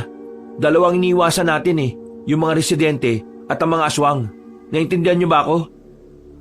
Eh, akala ko ba walang iwanan tapos mauuna ako? Kailangan ko nga munang hanapin si Mang Juan. Siya ang makakatulong sa atin para makapagtago muna. Eh kung wala na pala yung Juan na yun dito, ikaw naman ang mapapahamak. Hindi, malakas ang kutob ko na narito pa siya. Kailangan natin sumugal, Tay. Eh, wala na ba talagang ibang paraan, anak? Nag-aalala ko sa iyo Wala na, Tay. Kaya magtiwala ka sa akin. Magagawa ko to. Sa ngayon, isipin muna natin kung paano tayo makakalabas ng baryo. Muli kong sinuyod ng tingin ng paligid. May mangilan-ngilan pa rin akong nakikita. Pero dahil medyo malayo sila sa amin at hindi rin naman nakatingin sa direksyon kung nasaan kami, muli kaming naglakas ng loob ng tatay ko. Marahang kaming naglakad papunta sa kabilang banda. Nang makalagpas kami ay binilisan namin ng takbo. Sabay tago ulit nang may makitang paparating. Anak! Oh, bakit, Tay? Nak, sa likod mo! Ano pong nasa likod ko, Tay? Nak, may aswang! Pagharap ko, bigla na lang akong dinamba ng lalaking aswang. Hindi ko napansin na may nag-aabang pala roon. Umibabaw sa akin ang aswang na yon at pilit niyang inilalapit ang bibig niya sa leeg ko. Sinubukan ko siyang suntukin sa ulo, pero masyadong matigas ang bungo niya. Tay, tulungan mo ako! Huwag kang matulala dyan! Natauhan ng tatay ko. Dinampot niya ang 2x2 sa gilid. Hinampas niya ang aswang. Ang kaso nga lang, bigla yung umilag. Ako ang tinamaan sa hita. Pinilit kong tumayo kahit na iika-ika ako. Ang aswang naman ay agad na umakyat sa bubungan. Ilang sandali lang, narinig na lang namin na may mga tao nang nakakita sa aswang na yon. Agad kaming sumiksik ng tatay ko sa sulok ng bahay. Nagkagulo sila dahil sa aswang. Hinabol nila yon habang kami naman kumuha lang ng tamang pagkakataon. Lumabas kami ulit nang masigurong wala ng mga residente. At habang papatakas kami, bigla na lang merong umilas sa aming dalawa papunta sa dilim. Shh! Huwag kayo maingay. Ha? Mang Juan? Sinabi nang huwag maingay Nanahimik kaming dalawa ni tatay. Pinalagpas lang namin ang mga tanod at ang kapitan namin na may mga dalang pamalo. Nang makalayo na sila, ay saka na kami nakahinga na maluwag. Buti naman natahanap nyo kagad kami. Wala kami ibang matatakbuhan Ikaw lang. Tutulungan ko kayo. Papatayin kayo ng mga yun Sira ulo, di ba? Ikaw pala yung albularyo na tumulong sa anak ko. Rigo, meron pa tayong isang problema. Ano ho yun? May mga aswang dito sa baryo nyo at hindi pa sila umaalis. Hindi ko alam kung kailan sila lalabas at hindi ko rin sila makita. Kung sana magkaisa mga tao na tugisin sila, kakailanganin ko sana ng tulong nila. Hindi ko kaya mga aswang kung mag-isa lang ako. Anong binabalak nyo? Wala akong magagawa. Kailangan muna nating iwan ang baryo na ito. Hindi ko pwedeng isugal ang buhay ko kaagad. Kapag ako nawala, wala nang haharap sa kanila. Kaya mag-iisip muna ako ng mas magandang plano. At susubukan ko rin makausap ang iba pang albularyo na samahan ako sa laban kontra sa aswang dito. Noong mga sandaling yon, nagpahinga na muna kami sa kinalalagyan namin. Makalipas lang ang halos 10 minuto ay lumabas na rin kami. Dahil abala na ang mga residente sa pagtugi sa mga aswang, nagawa na namin makalayo roon. Hindi na kami sa pinakabungad dumaan. Pumasok na lang kami basta sa kagubatan. Malakas na rin naman ang loob ko noon dahil kasama na namin si Mang Juan. Nag-aalala ako kay Gary at Piting. Ayos lang kaya sila? Bukas na umaga, sasamahan mo akong bumalik para makibalita. Siyempre, hindi ka dapat magpakilala. Itong dalawang mong kaibigan, kumbinsihin mo na sumama sa atin. Kung sakali man kasing hindi pumayag ang mga kakilala kong albularyo, bubuo na lang tayo ng grupo. Akong bahala sa inyo, tuturuan ko kayo. Tuturuan mo kaming lumaban sa mga aswang? Delikado naman yata yun, Diyos ka. Pero mas maganda nang matuto kayo lumaban kaysa naman habang buhay ka lang na umiiwas sa kanila. Kagaya na lang kanina, wala kayong magawa. Kung hindi tayo nagkasama, baka wala na kayo. Baka dinumog na kayo ng mga kalugar ninyo. Baka nalapa pa kayo ng mga aswang. Tay, tingin ko tama si Mang Juan. Kailangan talaga natin matuto. Kung hindi, mamamatay na lang tayo ng walang saysay. Narating namin ang bahay ni Mang Juan sa paanan ng bundok. Halos 1 oras ding lakaran mula sa baryo namin. Simple lang ang tirahan ni Mang Juan pero maaliwalas. Doon na rin kami nagpalipas ng gabi. Sa kabila ng mga nangyari, nakatulog naman kami ni tatay ng maayos. Ramdam na ramdam kasi namin ang matinding pagod. Dakong 7:00 na ng umaga nang magising kami. Paglabas namin ng bahay ay nakapaganda na pala si Mang Juan ng pang-almusal namin. Okay na. Maya-maya alis na rin tayo, Rico. Ay, siya nga pala. Kanina madaling araw, nakakausap ko na yung mga kapwa ko albularyo. Medyo marami-rami ang pumayag na sumama sa atin. Kaya mamayang gabi, babalikan tayo sa baryo ninyo para magbantay. Sa ngayon, kukuha na muna tayo ng update doon. Hindi ba ako pwedeng sumama dyan? Pasensya na pre, pero hindi. Mas mainam ka nang narito ka lang. Kami nang bahala ng anak mo. Huwag ka mag-alala. Hindi naman mapapahamak itong si Rico At saka, nawalan na ako ng oras na turuan kayo makipaglaban. Kailangan na natin magmadali. Si Rico ang isasama ko dahil mas mabilis siya. Kahit hindi ko maturuan ngayon, sapat na ang bilis niya para makasabay. Tumango na lang si tatay. Pero baka sa mukha niya na gustong-gusto niyang sumama. Matapos namin kumain, iniwan na rin namin si tatay roon. Nagsuot lang ako ng itim na sombrero at jacket na may panabong sa ulo.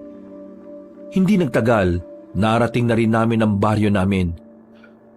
Sa bungad pa lang, kinakabahan ako. Lalo na nang marinig ko mga nag-iiyakan. Nadaanan namin ang mga bangkay ng biktima ng mga aswang. Hindi lang pala yung pamilyang nakita namin ang biniktima ng mga nilalang na yon, kundi mas marami pa. Huwag ka magpapalata. Kalma. Kumilos ka lang ng normal. Kapag nakilala ka nila, siguradong todas ka. Nakikita mo naman kung paano sila maging emosyonal. Nakayuko lang ako habang naglalakad kami. Nilalakihan ko na lang ang hakbang para malagpasan namin sila. Nang matanong ko na ang bahay nila Piting, tumakbo na ako palapit. Piting! Halika dito!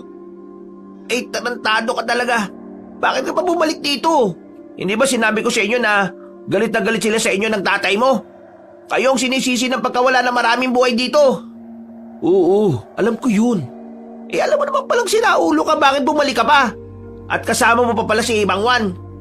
Nandito kami dahil kailangan naming makibalita. Pwede bang pumasok sa bahay ninyo? Bilisan nyo, abang wala pa sila nanay at tatay. Dali! Pare, anong balita rito bukod dun sa mga nabiktima? Matapos manggulo yung mga aswang kagabi, lumabas sila at kinausap si Kapitan. Matandang babae leader nila.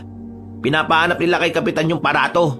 At kapag hindi raw nahanap ang parato bago mag 9 ng gabi, lahat daw ng tao rito mamamatay. Yung ibang residente rito, kaalis lang kanina. Pero marami-rami pa rin ang nanatili rito. Sila nanay at tatay. Pagbalik nila mamaya, mag-iimpake na rin sila. Aalis na rin kami rito bago pa kami mamatay. Mas maganda na magsilayasan ng mga tao rito bago pa mangyari ang kinatatakutan ng lahat. Pero ayaw ng iba umalis eh. Halos 80% pa rin ang matatapang at gustong labanan ng mga aswang.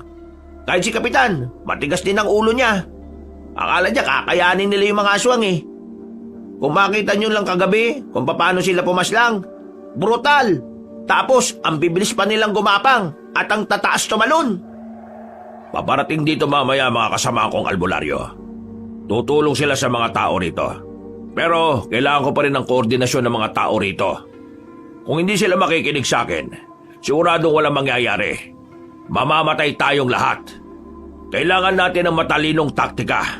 Kailangan ko sila makausap. Anong plano niyo, Mang Juan? Dito ka lang, Rico. Piting, itago mo muna siya rito. Kakausapin ko lang si Kapitan. Umalis si Mang Juan. Naiwan ako roong nilalamon pa rin ng kaba. Para akong kriminal na nagtatago kahit na wala naman talaga akong kasalanan. Inabutan ako ni Piting ng kape. Pero sa halip na kumalma, mas lalo lang akong ninerbiyos. Si Gary pre, kumusta? Ayos lang ba siya? Ayos lang ba yung pamilya niya? Oo, ayos lang naman. Duman ako kanina dun eh. Wala naman nasaktan sa kanila. Gusto ko siya makausap. Huwag ngayon pre. Yung nanay at tatay nun, kayo sinisisi sa lahat ng mga nangyari. Kapag nakita ka ron, yari ka. Tawagin mo kaya, papuntay mo dito. Hindi pa rin pwede. Kahit ako, umiiwas din ako lumabas-labas eh. Alam ng mga tao na magkakaibigan tayo.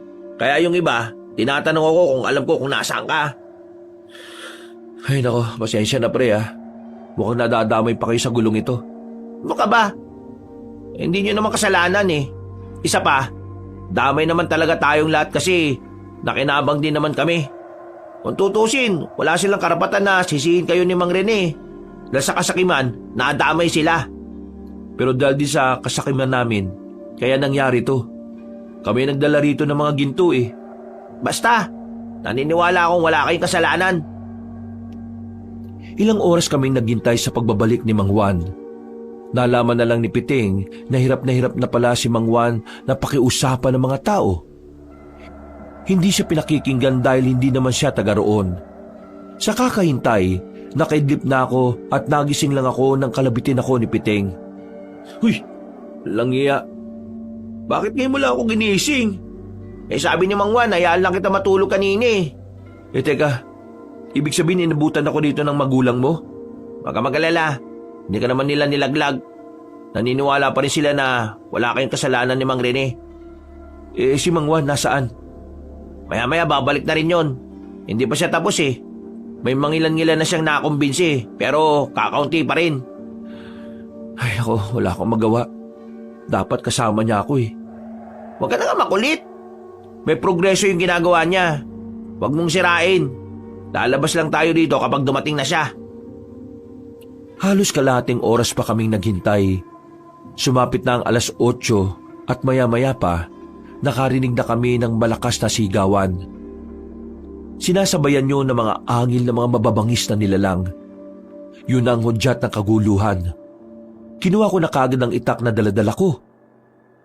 Hindi pwedeng nagtatago lang ako rito. Lumabas ako ng bahay nila Piting Kabanong. Wala na akong pakialam kung makita ako ng mga kalugar namin. Ang nasa isip ko lang ng mga sandaling yon ay matulungan si Mang Juan sa pakikipaglaban sa mga aswang. Doon nanggagaling yung angil ng mga aswang.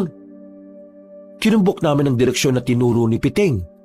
Pagdating namin doon, nakita namin ang mababangis na nilalang na kinakalaban na ng mga tao. Walang kalaban-laban ng mga naroon.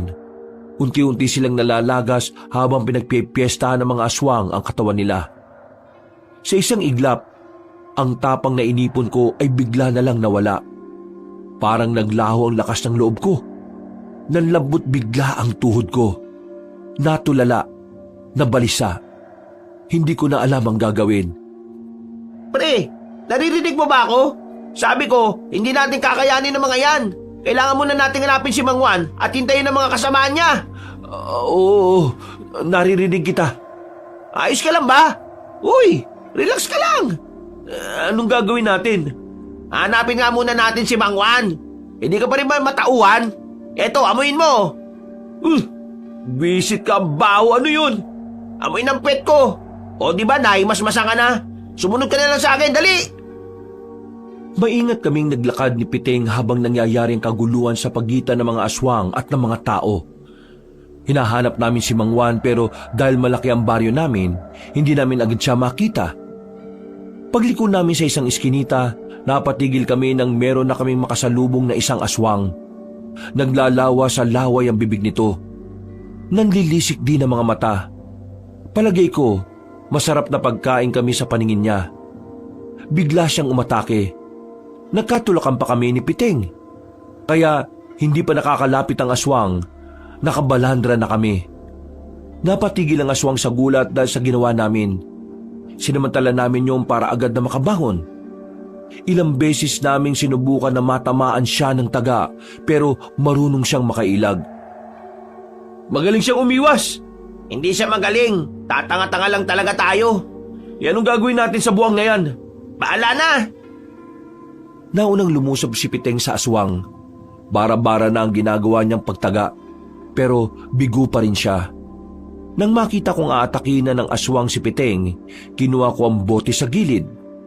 Pinukul ko yon sa aswang. Nang tamaan yon sa muka, ay napatigil ito. Nakakuha na ng pagkakataon si Piteng para mataga ang aswang. Tinamaan niya yon sa ulo kaya agad itong bumulagta. Pre, sa ulo! Sa ulo natin siya dapat birahin! Sige, sa ulo! Ang galing ng pagbato mo ron, pre Pero, wag mo na kulitin Kung nagkamali ka dun, sa ulo ko tatama yun. Yun lang ang una ko naisip Akala ko kasi mamamatay ka na. Tara na, pre! Hanapin na natin si Mang Juan! Dahil nakapatay na kami ng aswang nung sandaling yon, nagkaroon na rin kami ng lakas ng loob para lumabas. Habang nagkakagulo sa baryo, pasimple kaming tumakbo para lagpasan ng mga yon. Pero muli kaming napatago nang makitang dumating na ang mas maraming aswang. Natanaw namin na matandang babae na sinasabi nilang pinuno ng mga yon. Nako, naloko na. Paano natin mahanap si Mang Juan nito? Saan ba kasi natin mahanap yung parato para tumigil na sila? Buwisit naman Baka naman kasi napunta dun sa mga armadong lalaki. Hindi. Teka.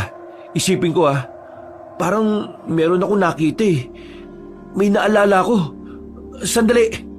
Ano? Anong naalala mo? Teka nga lang kasi. Huwag ka magulo. Nag-iisip ako Basta ang sabi ni Mang Juan, parang lalagyan daw yun. Oo nga. Ang kulit mo naman Manahimik ka nga muna, pre. Niisip ko pa kung saan ko nakita. Pinikit ko ang mga mata ko. Bigla ko na lang naalala na parang meron akong nahawakan na kakaibang bagay na kulay ginto. At maya-maya lang, naalala ko na kung ano yon. Alam ko na! Alam ko na kung nasaan yung punyemas na aparato na yon. Ha? Nasaan? Nasa bahay lang namin. Naalala ko, meron ako nakitang parang garap ko na ginto rin. Naitago ko yun sa ilalim ng papag ko. Kailangan ko makuha yun para maibigay na sa kanila. Para itigil na nila yung mga ginagawa nila. O yan ang gagawin mo. Uuwi ka. Paano kung makita ka ng mga residente dyan? O kaya yung aswang? Tingnan mo kapag lumabas ka rito, makikita ka kagad nila. Wala na akong pakialam. Kailangan ko sumugal, pre. Kung hindi, mas maraming pambuhay ang mawawala. Dito ka lang. Ako nang bahala. Uy! Visit ka! Teka!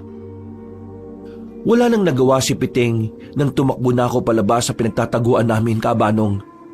Karipas ang ginawa ko para lang makarating agad sa bahay namin.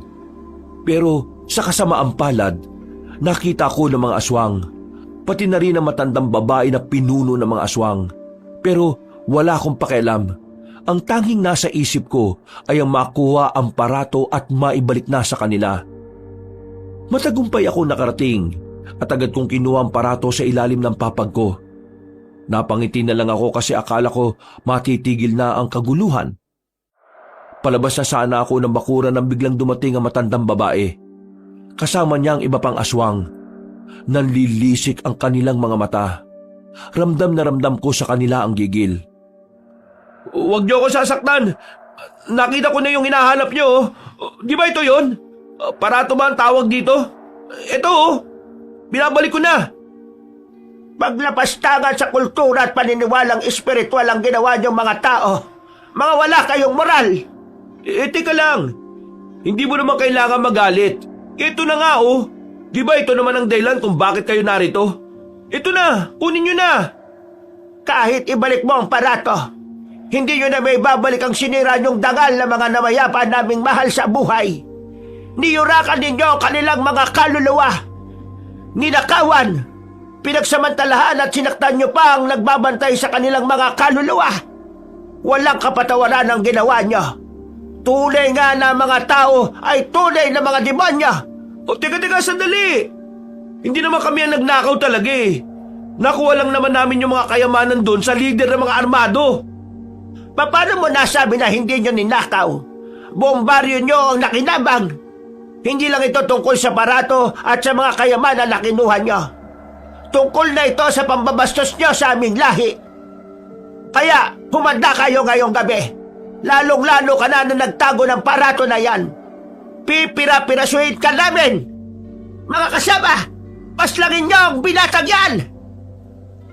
Nanigas na lang ako sa kinatatayuan ko nang makita kong palapit na sila sa akin.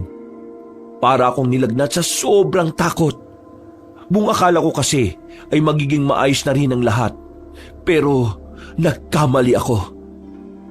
Napagilid ako nang makita kong may mga palasong tumarak sa mga aswang na nasa harapan ko. Kasunod noon ay nagpulasan na rin silang lahat.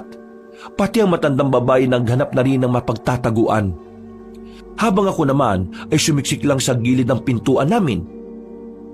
Rico, ayos ka lang? Mang Juan? Wala nang silbi ang parato na yan. Gusto na talaga nilang burahin ng mga tao rito. Kaya lalabanan natin sila. Mga kasama, habulin niyo ang mga aswang! Umalis na sila, Mang Juan. Ako naman ay naiwan pa rin sa kinauupuan ko at habol-habol pa rin ang hininga. Nanlalambot pa rin ang tuhod ko ng mga sandaling yun. Ramdam na ramdam ko pa rin ang takot. Pumasok ako sa bahay. Hindi ko makalma ang kalooban ko kaya naisipan kong uminom na lang ng tubig. Pero laking gulat ko nang makita ko na ang matandang aswang sa loob. Hinintay lang pala niyang makaalis si Mang Juan. Ha? Paano ka nakapunta dito? Akala mo ba'y hahayaan kitang mabuhay? Ikaw ang dahilan kung bakit may gulo. Ikaw ang may pasimuno ng lahat. Hindi totoo yan. Kung ano man ang mga narinig mo sa mga tao dito, mali yun. Wala akong tiwala sa mga tao. Kaya wala akong pakikinggan sa sasabihin mo. Humanda ka. Ako mismo ang lalapas sa... Sandali lang! Nagulat na lamang ako nang biglang lumabas si tatay mula sa kusina. Bitbit niya ang isang tabo ng asin. Sinaboy niya yon sa matandang aswang at dahil sa ginawa ng tatay ko, halos mangisay-ngisay ang aswang na yon. Parang napapaso ang balat nito base sa nakikita namin ni tatay. Walang yakang aswang ka! Wala kang karapatang pagbantaan ng buhay ng anak ko! Buong akala namin ay mamamatay na sa asin ng matandang aswang. Pero makalipas lang ang halos 2 minuto, nakarecover siya kahit nalapnos ang balat niya. Talagang ginagalit niya ako. Anong akala niyo sa akin? Mahina? Mamamatay lang sa asin? Mga hibang! Kinuha ko na ang itak sa gilid. Kahit na alam kong hindi ko kakayanin ng aswang na yon, humarang pa rin ako kay tatay para akong humarap. Tay, ako naman ang bahala sa inyo. Nagsimulang gumapang ang aswang at lumundag palapit sa amin. Pero laking gulat namin nang bigla namang lumitaw si Mang Juan sa pintuan. Tinaga niya ang matandang aswang sa binti. Nang mapadapa yun, hindi na nagdalawang isip si Mang Juan na tadtarin ng taga. Pero nagawa pang makadistansya na matanda. Dumaan yun sa bintana. Tatakas pa sana matandang aswang pero hinabol ito ni Mang Juan. Merong kinuha si Mang Juan na kulay pilak na kutsilyo. Itinarak niya yun sa katawan ng matandang babae at ilang sandali lang, tuluyan ng nalagutan ng hininga ang aswang. Rico, bantayan mo ang tatay mo. Aasikasuin lang namin yung mga natitira. Wala na itong pinuno. Madali na lang yung mga yon. Umalis si Mang Juan, pero kaming dalawa ng tatay ay nasa bahay lang. Natatanaw pa namin ang bangkay na matandang aswang na nakadapa sa lupa. Kahit na alam namin patay yun, hindi pa rin namin magawang maging kampante. Makalipas ang halos 1 oras, tuluyan na ring nawala ang mga angil ng aswang sa baryo namin. Isang senyales na ang mababangis na nilalang ay natalo na rin ang mga kasama ni Mang Juan. Tay, ligtas na tayo. Wala na kayong dapat ipag-alala. Wala na ba mga aswang? Wala na. Nang masiguro nila Mang Juan na napulbos na nila ang mga nilalang na yon, binalikan na rin nila kami. Kasama na rin nila si Piteng. Kinaumagahan, nangangamoy sunog sa baryo. Sabay-sabay kasing sinilaban ang katawan ng mga aswang. Ang mga residente naman, hindi pa rin nila kami napapatawad. Kami pa rin talaga ang sinisisi nila. Kahit na anong paliwanag namin sa kanila, ay galit pa rin sila sa amin. Ang maganda nga lang sa nangyari, hindi na sila marahas. Kaya naman, para makapamuhay kami ng tahimik ng tatay ko, naisipan na lang naming manirahan sa bayan. Sigurado na ba kayo? Hindi na talaga magbabago ang isipan nyo? Alam nyo naman, hindi na kami matanggap ng mga tao rito. Kaya mas maganda na rin siguro kung lalayo na lang kami. Pare, pasensya na pala sa inasal ko ha. Wala akong nagawa para tulungan kayo. Inuna ko pang maglaklak. Habang tulog ako, marami na palang napapahamak. Pare, wala kang kasalanan. Kami nga ni Piting na mulat, wala rin naman kaming nagawa eh. Ang sinasabi ko lang, hindi mo dapat sisihin ang sarili mo. Wala namang may gusto sa nangyari eh. Basta kayong dalawa, magpapakabait kayo ha. Makikita pa rin naman tayo eh. Pwede naman kayong pumunta sa amin kapag may oras kayo. Kailangan lang talaga namin tong gawin para na rin sa katahimikan nila. Oh, paano? Alis na kami. Nilisan namin ang baryo na naging parte na ng buong pagkatao namin. Kahit masakit, kailangan namin gawin yon bilang paggalang na rin sa nararamdaman ng mga taong nabiktima ng mga aswang. Namuhay kami ng payapa ng tatay ko nang nasa bayan na kami. Si Mang Juan ang naging sandalan namin dahil malapit lang din ang isa niyang bahay sa bayan. Kabanong, sa mga nangyari, napagtanto ko rin na talagang iba ang naidudulot ng kahirapan sa buhay ng isang tao. Dahil sa kahirapan, nagagawa nating mapag-isip ng mga bagay na hindi naman dapat. Dahil sa kahirapan, madali tayong nasisilaw sa mga alam nating mali pero makakapag-unlad sa atin. Mabuti na lang talaga, mabait pa rin sa amin ng Panginoon. Dahil sa kabila ng mga nangyari, nakasama pa rin kami ng tatay ko. Tatapusin ko na po ang aking kwento. Hanggang dito na lang po, and more power sa inyong channel. Marami pong salamat at pinagpalang araw po sa inyong lahat mga kabangers at mga kayanggaw. Mga kabangers, mga kayanggaw, si Kabanong po uli. Ayun, maraming salamat po sa pagsubaybay sa ating bagong kwento. Pero kung nabitin kayo, baka naman po pwedeng mabisita nyo naman yung isa po nating channel, yung Pamela Clamil na channel. I-search nyo lang po dito sa YT. Ako din po ang nagnanarrate doon bilang si Lolo Pael at minsan ako po ang nagnanarrate. Maganda rin po yung mga kwento doon. At pag bumisita po kayo, huwag niyo pong kalimutang pindutin yung subscribe button kasi kukunti pa lang po nagsusubscribe doon eh. Kaya sana po pakisuportahan. At paki-comment na lang po para ma-replyan ko po kayo. Dito rin po mag-comment kayo kung saan kayong lugar na nakikinig para mabati ko po yung mga kalugar ninyo. At syempre, don't forget to like and share. Hanggang sa susunod na kwento, wakas! Pinagpalang araw sa inyong lahat mga kabangers at mga kayanggaw.